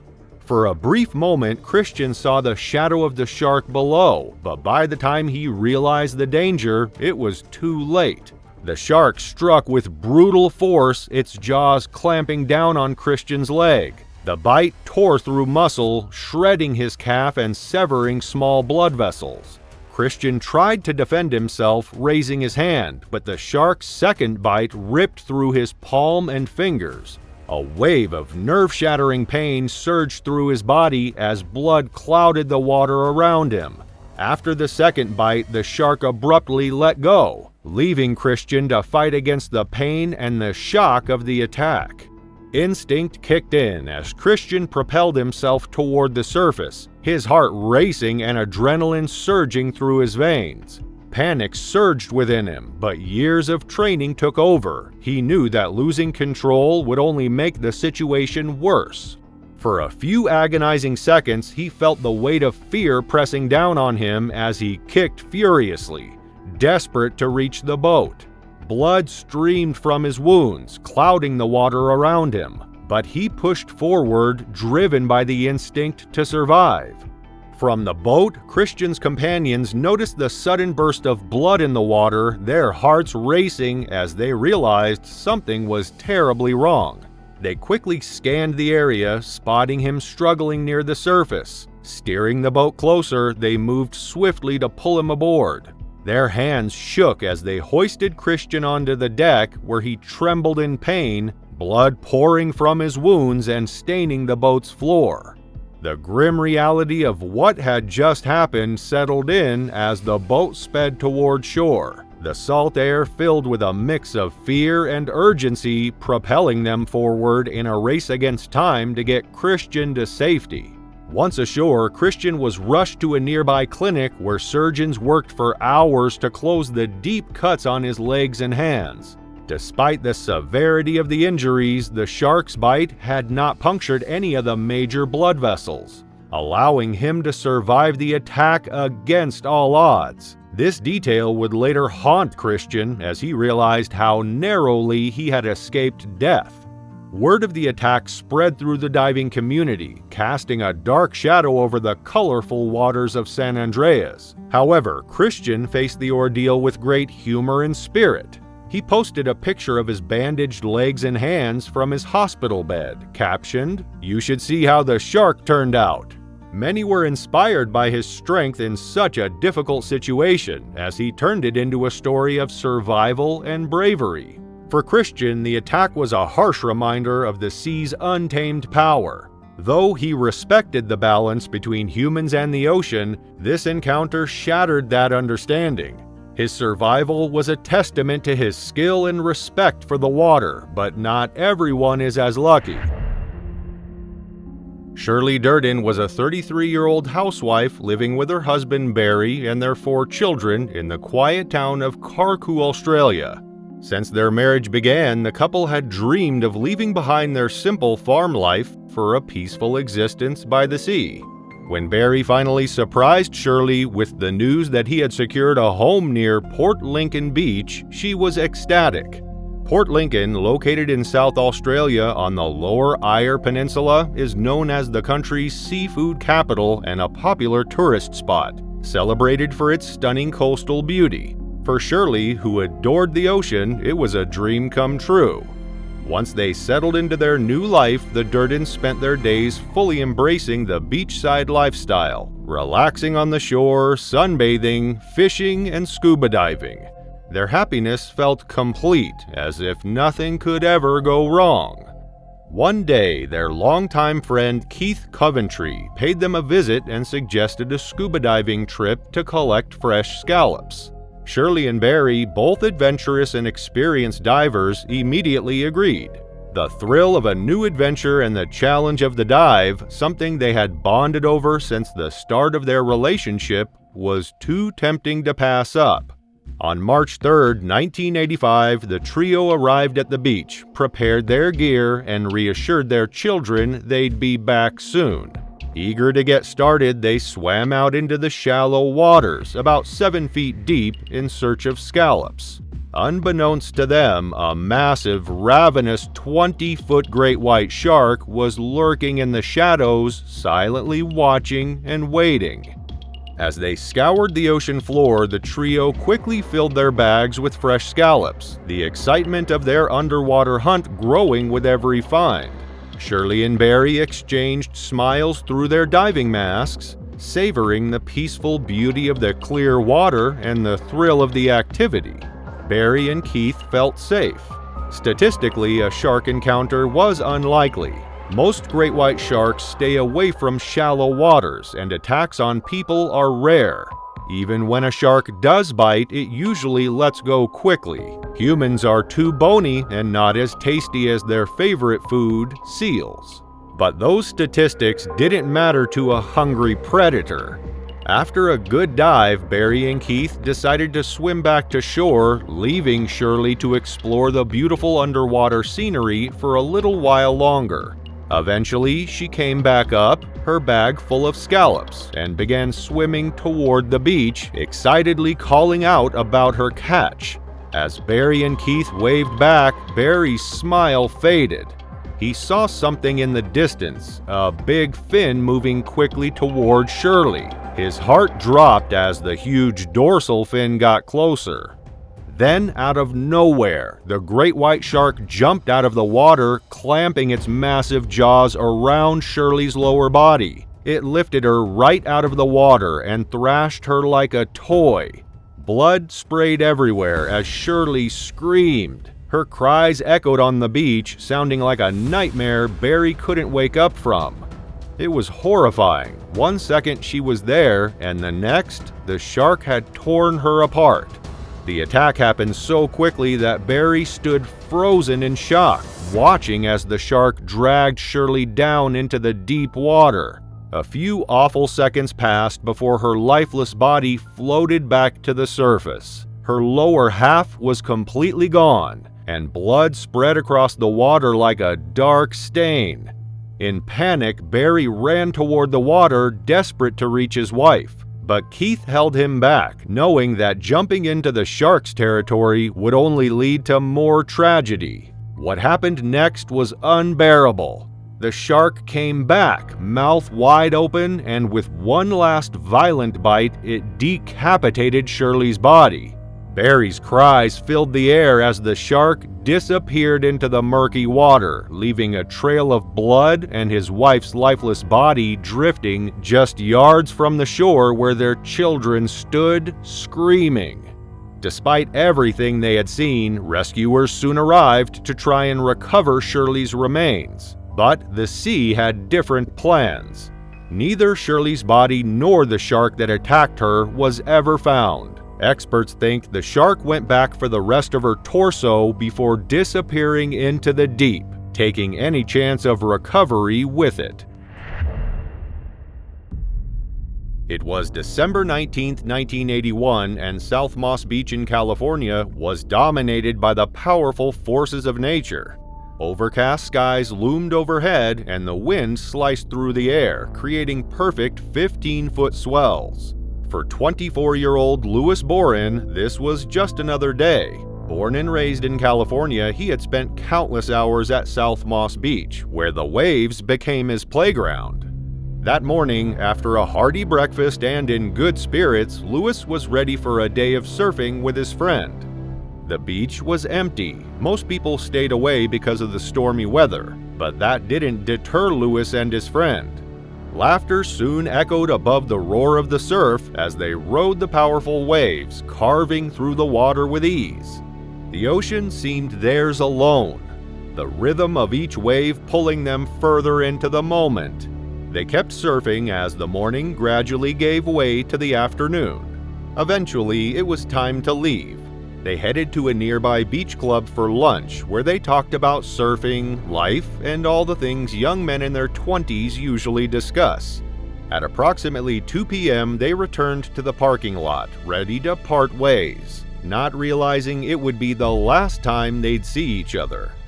Louis had every intention of heading home as he stepped into his car, but something stopped him. The empty beach and the perfect waves were calling. It felt almost too perfect to pass up, so he decided to hit the water one last time, or so he thought. So Louis made his way back to the beach, this time without his friend.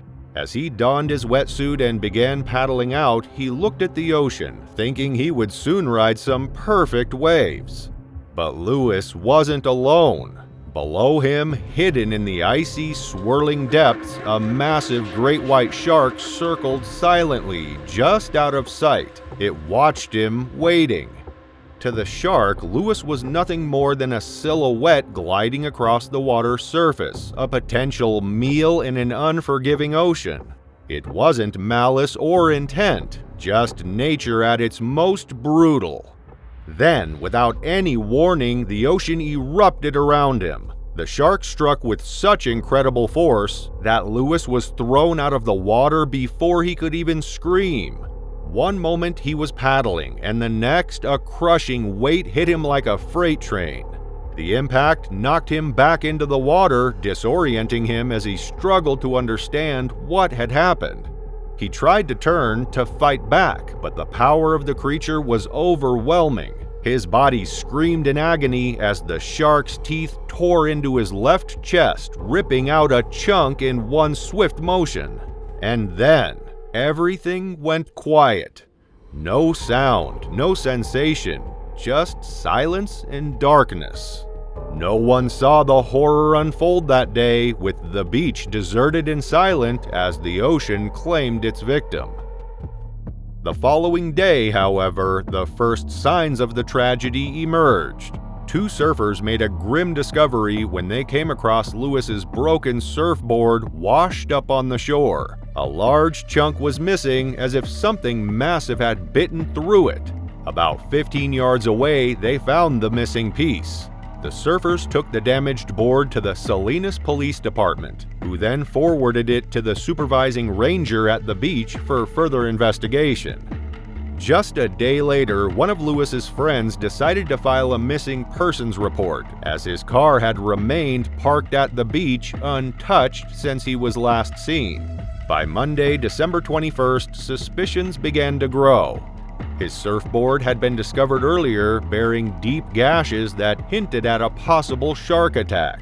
The authorities, now fearing the worst, launched a search, hoping for answers. But it all remained unclear until Christmas Eve.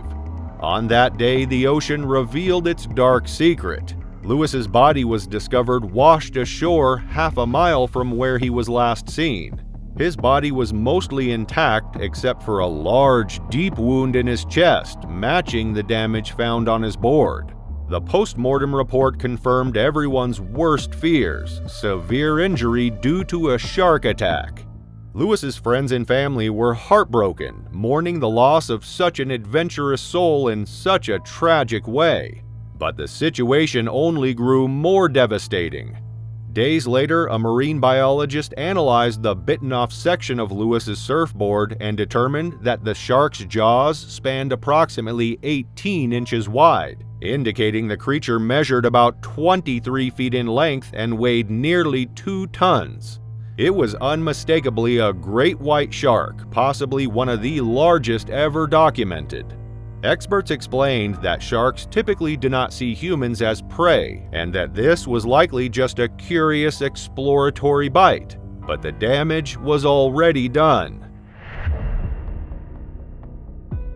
Picture yourself on a Hawaiian beach on a beautiful Sunday morning. For 58-year-old Mike Morita, a seasoned surfer with over 40 years on the waves, Easter Sunday, April 2023 was the perfect day for his usual routine. Near Kewalo Basin off Honolulu's coast, Mike prepared for another surf, surrounded by the gentle hum of beachgoers. Known among friends and family as a devoted father of two and a lifelong ocean lover, he had spent decades navigating Hawaii's waters, finding peace and thrill in the waves that felt like home. Surfing wasn't just a pastime for Mike, it was a way of life, an essential part of his weekend rhythm. That morning, the beach was comfortably busy, its calm yet lively energy giving the water an air of both safety and excitement. The sunlight danced over the surface, casting patterns on the seabed as Mike paddled out. As he positioned himself, scanning the horizon for the perfect wave, everything seemed routine. In a single instant, his world shifted. As he caught a wave, an abrupt, powerful tug nearly threw him from his board. He tightened his grip, attempting to balance, but then felt a sharp, even stronger pull, jerking him off the board completely. Nearby surfers glanced over, startled as they saw Mike pulled beneath the surface. Mike disappeared underwater, now locked in a life-or-death struggle with a predator. A 7-foot tiger shark had latched onto his leg, and its powerful jaws held him fast, pulling him deeper. The water around them churned with movement as Mike kicked and punched, each strike stirring up bubbles and sand. Other surfers watched as the water around Mike grew turbulent, his legs thrashing and his arms striking against the creature. Still, no matter how much he struggled, the shark didn't release its grip. Just as he managed to break the surface for a moment, he gasped, taking in a mouthful of air before the shark dragged him down again. He barely had a chance to stay above water, and each time he resurfaced, it was only for a quick, desperate breath. His leg remained tightly caught in the shark's grip, and each kick seemed to make no difference. The nearby surfers kept their eyes fixed on the scene, the stillness of the ocean around them amplifying the violence unfolding just beneath the waves. With each attempt to pull himself away, Mike's movements grew more forceful. Underwater, he wrapped his arm around the shark's rough body, gripping it and squeezing it in a final effort to get free. The two twisted and turned in the water, a frenzied blend of limbs and fins. In the swirling struggle, the water grew murky with sand and blood, creating a cloud that obscured the view from the surface. Then, after a few more tense seconds, the shark finally released its grip and swam away. Mike shot to the surface, gasping and gulping in the fresh air. His face was pale, his body weakened from the fight, but he was free. As he floated in the water, catching his breath, he spotted the other surfers paddling quickly toward him. Within moments, they reached his side, pulling him up onto a nearby surfboard and positioning him securely. One surfer held the board still while the others began paddling toward shore, the group working together to get him to safety as fast as possible. As they moved forward, Mike motioned for them to stop. He looked down at his leg and saw the extent of the injury. A mangled, bloody wound with flesh torn open and blood flowing out into the water around him. The sight alone was enough to prompt immediate action. Understanding the seriousness of the situation, his friends quickly moved closer, and one of them reached for an ankle cord. Working together, they fashioned the cord into a makeshift tourniquet, tying it tightly above the wound to slow the bleeding. The cord was secured in place and the flow of blood visibly slowed, providing some relief in the tense situation. With the worst of the bleeding controlled, the group continued paddling, catching each wave to move faster toward the shore. Mike lay flat on the surfboard, his friends positioned around him, each one focused on the journey ahead. The water was calm, and though each bump and shift of the board sent a jolt through Mike's injured leg, the shore slowly drew closer. The surfers stayed focused, keeping an even pace as they guided the board toward shore, every stroke bringing them closer to safety.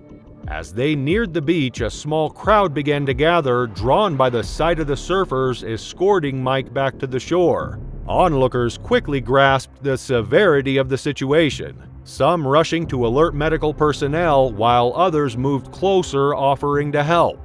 Once they reached the sand, the surfers carefully lifted Mike from the board, carrying him onto dry ground. Emergency responders arrived and he was swiftly loaded into an ambulance.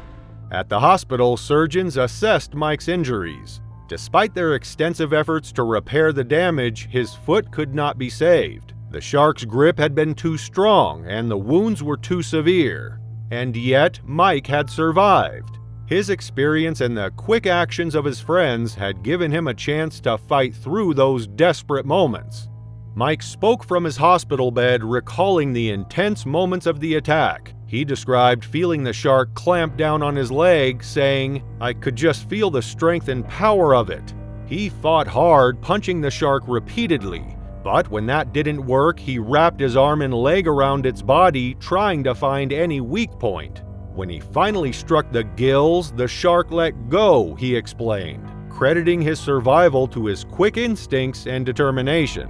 Reflecting on the rescue, Mike expressed deep gratitude for his friends, saying, "Thank God for my friends who saved my life." Their fast thinking with a tourniquet he knew had kept him from bleeding out. After 4 decades of surfing, Mike had always respected the ocean's power, but this experience had left him with an even deeper sense of awe and caution. In the following days, Mike's story became one of survival, a tale of teamwork and quick thinking under pressure. The surfers who had paddled to his side were credited with saving his life, their actions quick and their support stable in a moment of mayhem. Though he returned from the encounter changed, he remained grateful. a sign of the strength in both human instinct and friendship. Lauren Van Wart, a 44-year-old math editor for Curriculum Associates, a Boston-based company creating educational resources for teachers, had finally escaped the winter chill of Boston with her husband Ernest. After months of busy work schedules and the routine demands of daily life, they had eagerly anticipated this vacation. In December 2023, the couple arrived at Sandals Royal Bahamas Resort on Cable Beach, a luxury destination known for its white sands and sparkling turquoise waters. The resort, nestled on New Providence Island, promised a week of tranquility and renewal. Married for 13 years, Lauren and Ernest were ready to unwind, soaking up the warm Caribbean sun in a place that felt like paradise. Back home in Boston, winter was settling in, bringing freezing temperatures and gray skies. But on the morning of December 4th, Lauren and Ernest enjoyed a leisurely breakfast before heading to the resort's beach. The sky was slightly overcast, with clouds drifting across the warm morning air. Temperatures hovered around a comfortable 77 degrees, perfect for a quiet paddleboarding session on the calm, inviting waters. Shark attacks are rare, with only about 10 fatalities worldwide each year. Yet the Bahamas, home to reef sharks, tiger sharks, and bull sharks, has long attracted thrill seekers to its shark-rich waters.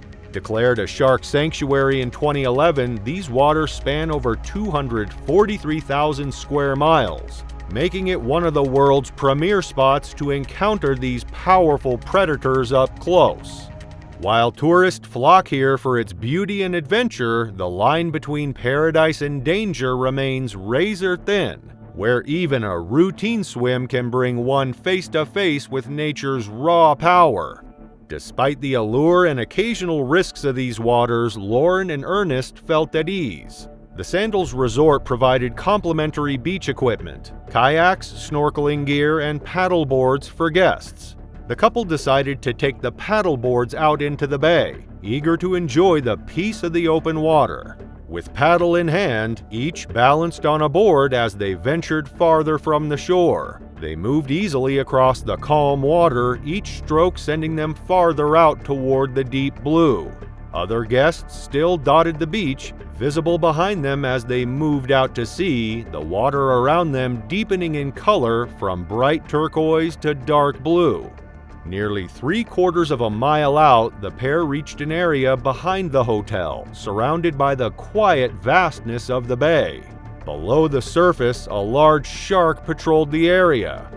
This particular stretch of ocean had become home to many marine creatures, from vibrant fish and coral to larger predators that occasionally drifted into the waters around the resort. The shark, moving with purpose, saw the paddle boards above and began to move upward, drawn by the paddle strokes dipping through the water, a motion that could easily resemble the flippers of a seal.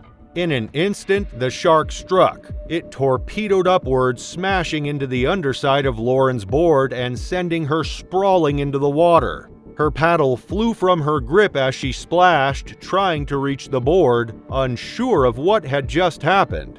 Ernest, only a few yards away, saw the massive shadow beneath her board just as the shark hit. He shouted her name, but the shark had already turned back for a second bite. Before Lauren could regain her footing, the shark returned, jaws wide. It clamped down on her side, its grip crushing and unyielding. The water around her churned as she struggled, the force of the bite powerful enough to keep her submerged. Ernest paddled toward her, shouting for help as the water began to froth and darken with blood. Lauren tried to fight back while the shark shook its head from side to side, thrashing her in its grip. She screamed, her voice piercing through the tumult of splashing water and the terrifying sound of the struggle. Back on the beach, other guests heard the screams echoing across the water. Faces turned toward the scene in shock, and soon the resort's lifeguard was rushing to the rescue boat, jumping aboard and firing up the engine. He sped across the bay, bouncing over waves as he closed in on the couple. When he arrived, The shadow of the shark loomed close by, still circling beneath the surface.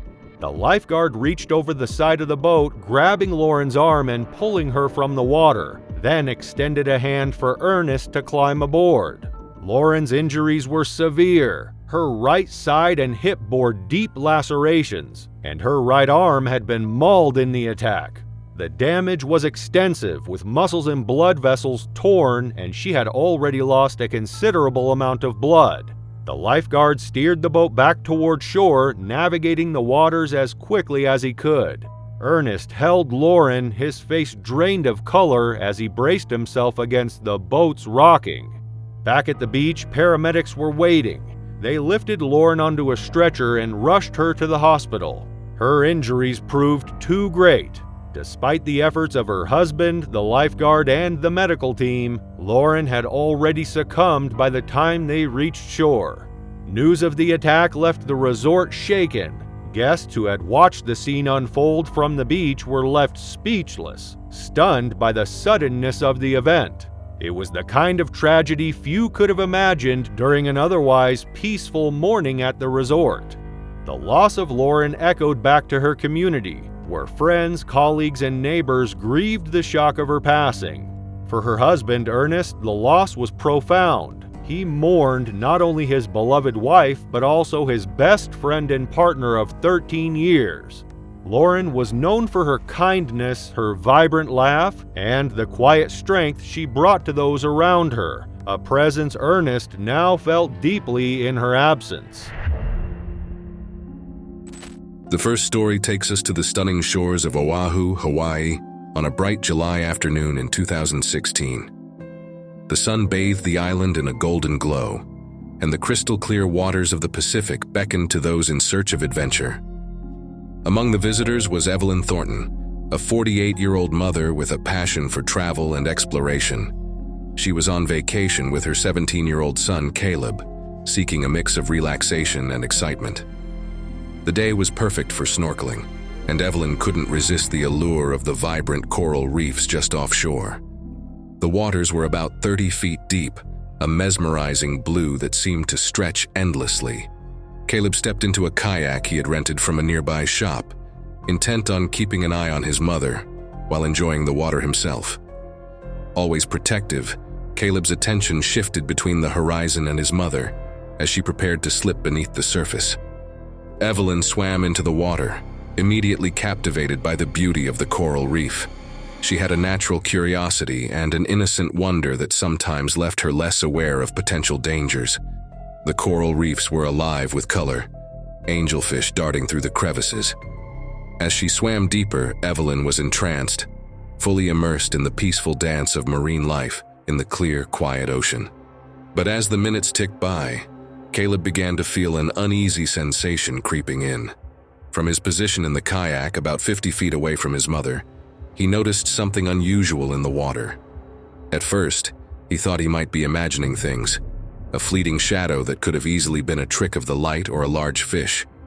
But as he squinted and focused, the shadow became more defined, and his pulse quickened with realization. It wasn't just his imagination.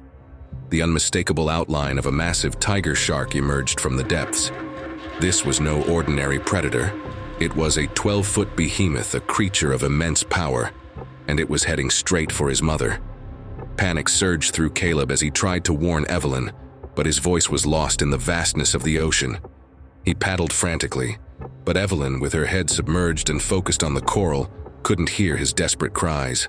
A group of kayakers was further out, too far away to notice the threat, focused on their own activities. Then, in an instant, the peaceful underwater world erupted into chaos. The tiger shark struck with brutal force, its powerful jaws clamping down on Evelyn with terrifying speed. The shark's rear teeth sank into her shoulders, while its front jaw bit deep into her lower back and upper thigh. The water, once clear and inviting, was now a swirling mass of fear and pain.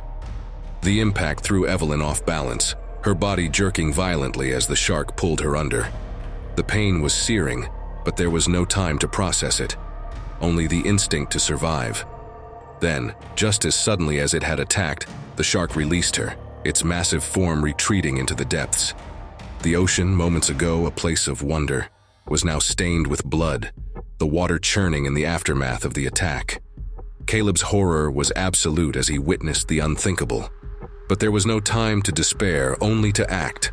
Fueled by pure instinct and a desperate need to save his mother, he paddled furiously toward her, his heart pounding with fear. His cries for help finally reached the ears of nearby kayakers, and one man, Mr. Daniels, was the first to respond. A seasoned local in his late 50s, Mr. Daniels moved with a calm urgency, his years on the water evident in his actions. Mr. Daniels reached Evelyn just moments before Caleb, quickly assessing the situation.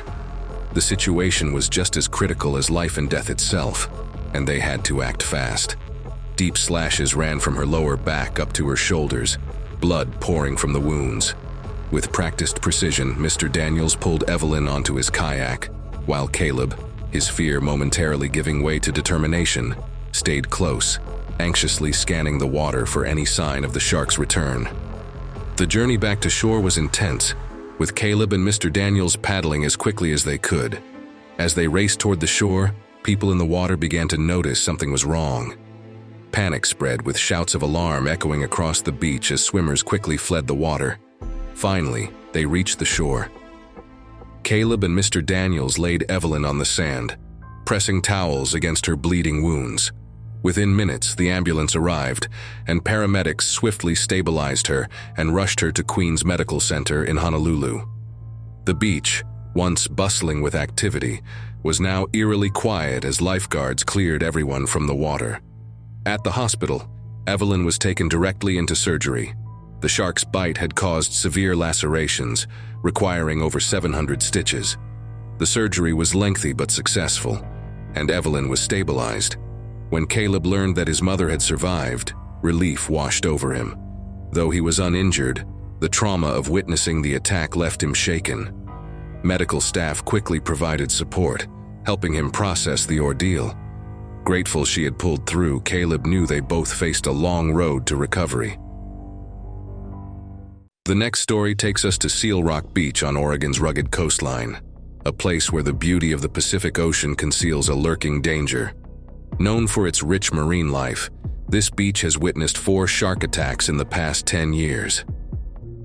In the summer of 2015, as the sun dipped low on a seemingly ordinary day, 2 young lifeguard trainees, Jake Harrison and Tyler Mason, were about to face a challenge they never expected: a deadly encounter with one of the ocean's most feared predators. For Jake Harrison, the ocean wasn't just a place of beauty, it was where his dreams were born. From a young age, Jake had been captivated by the sea, dreaming of becoming a lifeguard, saving lives, and protecting others. His determination to pursue this goal set him apart. The ocean's power and unpredictability called to him, and Jake was determined to answer. As the beach emptied and the sun dipped low, Jake and Tyler seized the perfect moment for their final drill, free from daytime distractions. The sun, now casting long shadows on the sand. The final drill was straightforward. Jake would act as the drowning victim, while Tyler performed the rescue, something they had practiced countless times. Jake moved into position, noticing something unusual: a brief flicker of movement beneath the surface like a shadow, quickly vanishing into the deep. It looked like a school of fish scattering, perhaps a seal chasing its prey. He hesitated for a moment, but then shook off the feeling, chalking it up to his nerves after a long day of training. After all, the water was often filled with such activity. Tyler called out to Jake, signaling that he was ready to start, and Jake, suppressing his unease, slipped into his role as the victim, floating just beyond the breakers. Tyler began the drill, moving steadily toward Jake with practiced strokes, focusing on the task at hand. The ocean was calm, with only the gentle lapping of waves and distant cries of seagulls. But just as Tyler was about to reach Jake, a shout echoed across the beach. A bystander, lingering at the edge of the water, was waving frantically. Tyler, irritated by the interruption, glanced back at the shore, ready to dismiss the distraction. But the look on the man's face, a mix of terror and urgency, froze him in place. The man was pointing to something in the water, his arm shaking as he struggled to form the words. Jake, still floating, noticed Tyler's hesitation and followed his gaze. The moment his eyes locked onto the water's surface, the color drained from his face. There, not far from where he floated, the dorsal fin of a great white shark, nearly 16 feet long, broke the surface, its path leading directly toward them. For a split second, time seemed to freeze as the massive shark surged forward, its powerful body cutting through the water with terrifying speed. The onlookers' frantic shouts echoed across the beach, but before Jake could fully grasp the danger, the shark was upon him. The great white lunged, its jaws crushing Jake's thigh, sending shockwaves of pain through his body.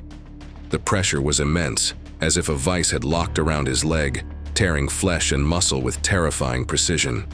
There was no time to think, only to react. Instinctively, Jake struck at the shark's snout and eyes with desperate strength, driven by sheer will to survive. The shark thrashed violently, its powerful tail churning the water as it tried to drag Jake deeper into the abyss. Each blow was delivered with relentless determination, though his strikes weakened with the loss of blood. Tyler, just a few feet away in the water, was close enough to see the horror unfolding before his eyes. His best friend Jake was being mauled by the great white shark. Desperation seized him as he frantically splashed at the water, trying to distract the predator. Meanwhile, on shore, the lifeguard instructors, instantly recognizing the dire situation, sprang into action. Grabbing their emergency gear, they raced toward the scene, knowing that every second was critical. The water around Jake turned red as he continued to fight, but his relentless defense finally worked. The shark, stunned by Jake's ferocity, released its grip and retreated into the depths. The instructors reached Jake as the shark retreated, quickly pulling him onto a rescue board and applying a tourniquet. Every second was crucial. The ocean, once a place of solace, had become a battleground where Jake had narrowly escaped death. Tyler, though shaken, helped steady the board as they raced back to shore. Jake was fortunate. This was a lifeguard training session, and the right people with the right skills were there, ready to act. As they reached the beach, paramedics were waiting. Jake was rushed to the hospital, where surgeons worked through the night to repair the extensive damage to his thigh. The road to recovery would be long and painful, but Jake had survived. In the weeks and months that followed, Jake's life changed forever. While the physical scars would eventually heal, the experience left a profound mark on him. Instead of letting fear drive him away from the ocean, Jake channeled his trauma into purpose. He returned to Seal Rock Beach, not as a trainee, but as a certified lifeguard, a symbol of resilience and courage. His story became a legend among lifeguards, a reminder of the ocean's unpredictability and the strength it takes to protect others. The next story is a horrifying one, especially because there is actual footage from this terrifying shark incident that happened on March 23, 1994. Heather Boswell, a 19-year-old crew member aboard the Discoverer, was about to face a nightmare she never could have imagined. Heather, working in the galley of the Discoverer, was spending 6 months at sea as part of a research mission in the Pacific Ocean. It was a demanding but exhilarating experience, a chance to witness the wonders of the ocean firsthand while contributing to important scientific work. The crew had grown close over the long days on the ship, sharing stories, laughs, and the occasional longing for the comforts of home. On this particular day, 300 miles east of Easter Island, the team was in high spirits. The sun was shining and the ocean stretched endlessly around them, shimmering under the afternoon light. After a busy morning of work, the crew decided to take a break. 9 members, including Heather, eagerly jumped into the open ocean for a refreshing swim, hoping to cool off and unwind. The mood was light. Laughter and chatter filled the air as the group enjoyed a rare moment of relaxation. 3 other crew members watched from a rigid inflatable boat nearby, their job to keep an eye on the swimmers for any signs of trouble, while another colleague maintained a lookout from the deck of the Discoverer. The ship's towering presence was a reassuring sight, standing as their safe haven in the vastness of the Pacific. Most of the swimmers had been in the ocean for over an hour, while Heather had been in for about 45 minutes. Unbeknownst to them, A massive 20-foot great white shark was lurking just below the surface. When someone first shouted, "Shark!" many thought it was a joke. But as the reality set in, panic spread quickly. The shark moved toward the group, and Heather, just 25 feet away from the predator, had no idea that her life was about to change in an instant. The inflatable boat immediately noticed the danger and began picking up the swimmers, but the shark was closing in fast. Heather, still in the water, tried to make her way to the boat, but before she could reach safety, the shark lunged, grabbing her by the ankle and pulling her underwater. A crew member on the inflatable boat desperately tried to fend off the predator with a broom handle, reaching out from the boat, but it was too late. The shark had clamped down on Heather's leg, shaking her violently. Heather fought her way to the surface, gasping for air, but the shark struck again, this time clamping down on her left leg with brutal force. As the predator thrashed, Heather heard a sickening pop, the sound of her leg snapping as the shark's powerful jaws crushed bone and tore through flesh. In that agonizing moment, Heather knew her leg was gone, and the shark's relentless grip had left her with catastrophic injuries before it finally released her. Heather managed to break free from the shark's grip, and the inflatable boat crew frantically pulled her aboard. As the crew pulled Heather to safety, they battled fiercely to fend off the great white. The shark eventually stopped thrashing as the small boat sped toward the discoverer, navigating the turbulent waters in a race against time. Once they reached the main vessel, Heather was carefully pulled onto the deck. On board the discoverer, the crew quickly realized the severity of Heather's injuries. Her left leg had been brutally severed during the attack, and she was losing blood rapidly. With no medical team on board, the crew sprang into action. They applied pressure to her wounds, used a belt as a tourniquet. Despite the limited medical supplies, the crew's swift response helped keep Heather alive long enough for emergency transport. She was first taken to a local clinic in Panama, where she received immediate attention. From there, she was transported to an army hospital in Panama, where doctors provided intensive care to manage her severe injuries, control infection, and stabilize her condition. Heather's recovery was a battle, but her strength and resilience shined through as she adapted to life after losing her leg. She later shared her story to educate others about the dangers of shark encounters, using her experience to raise awareness about the risks. Thanks for diving into these intense shark attack stories with us. If you're ready for more, the next video is popping up on your screen now. Keep watching, and we'll see you in the next one.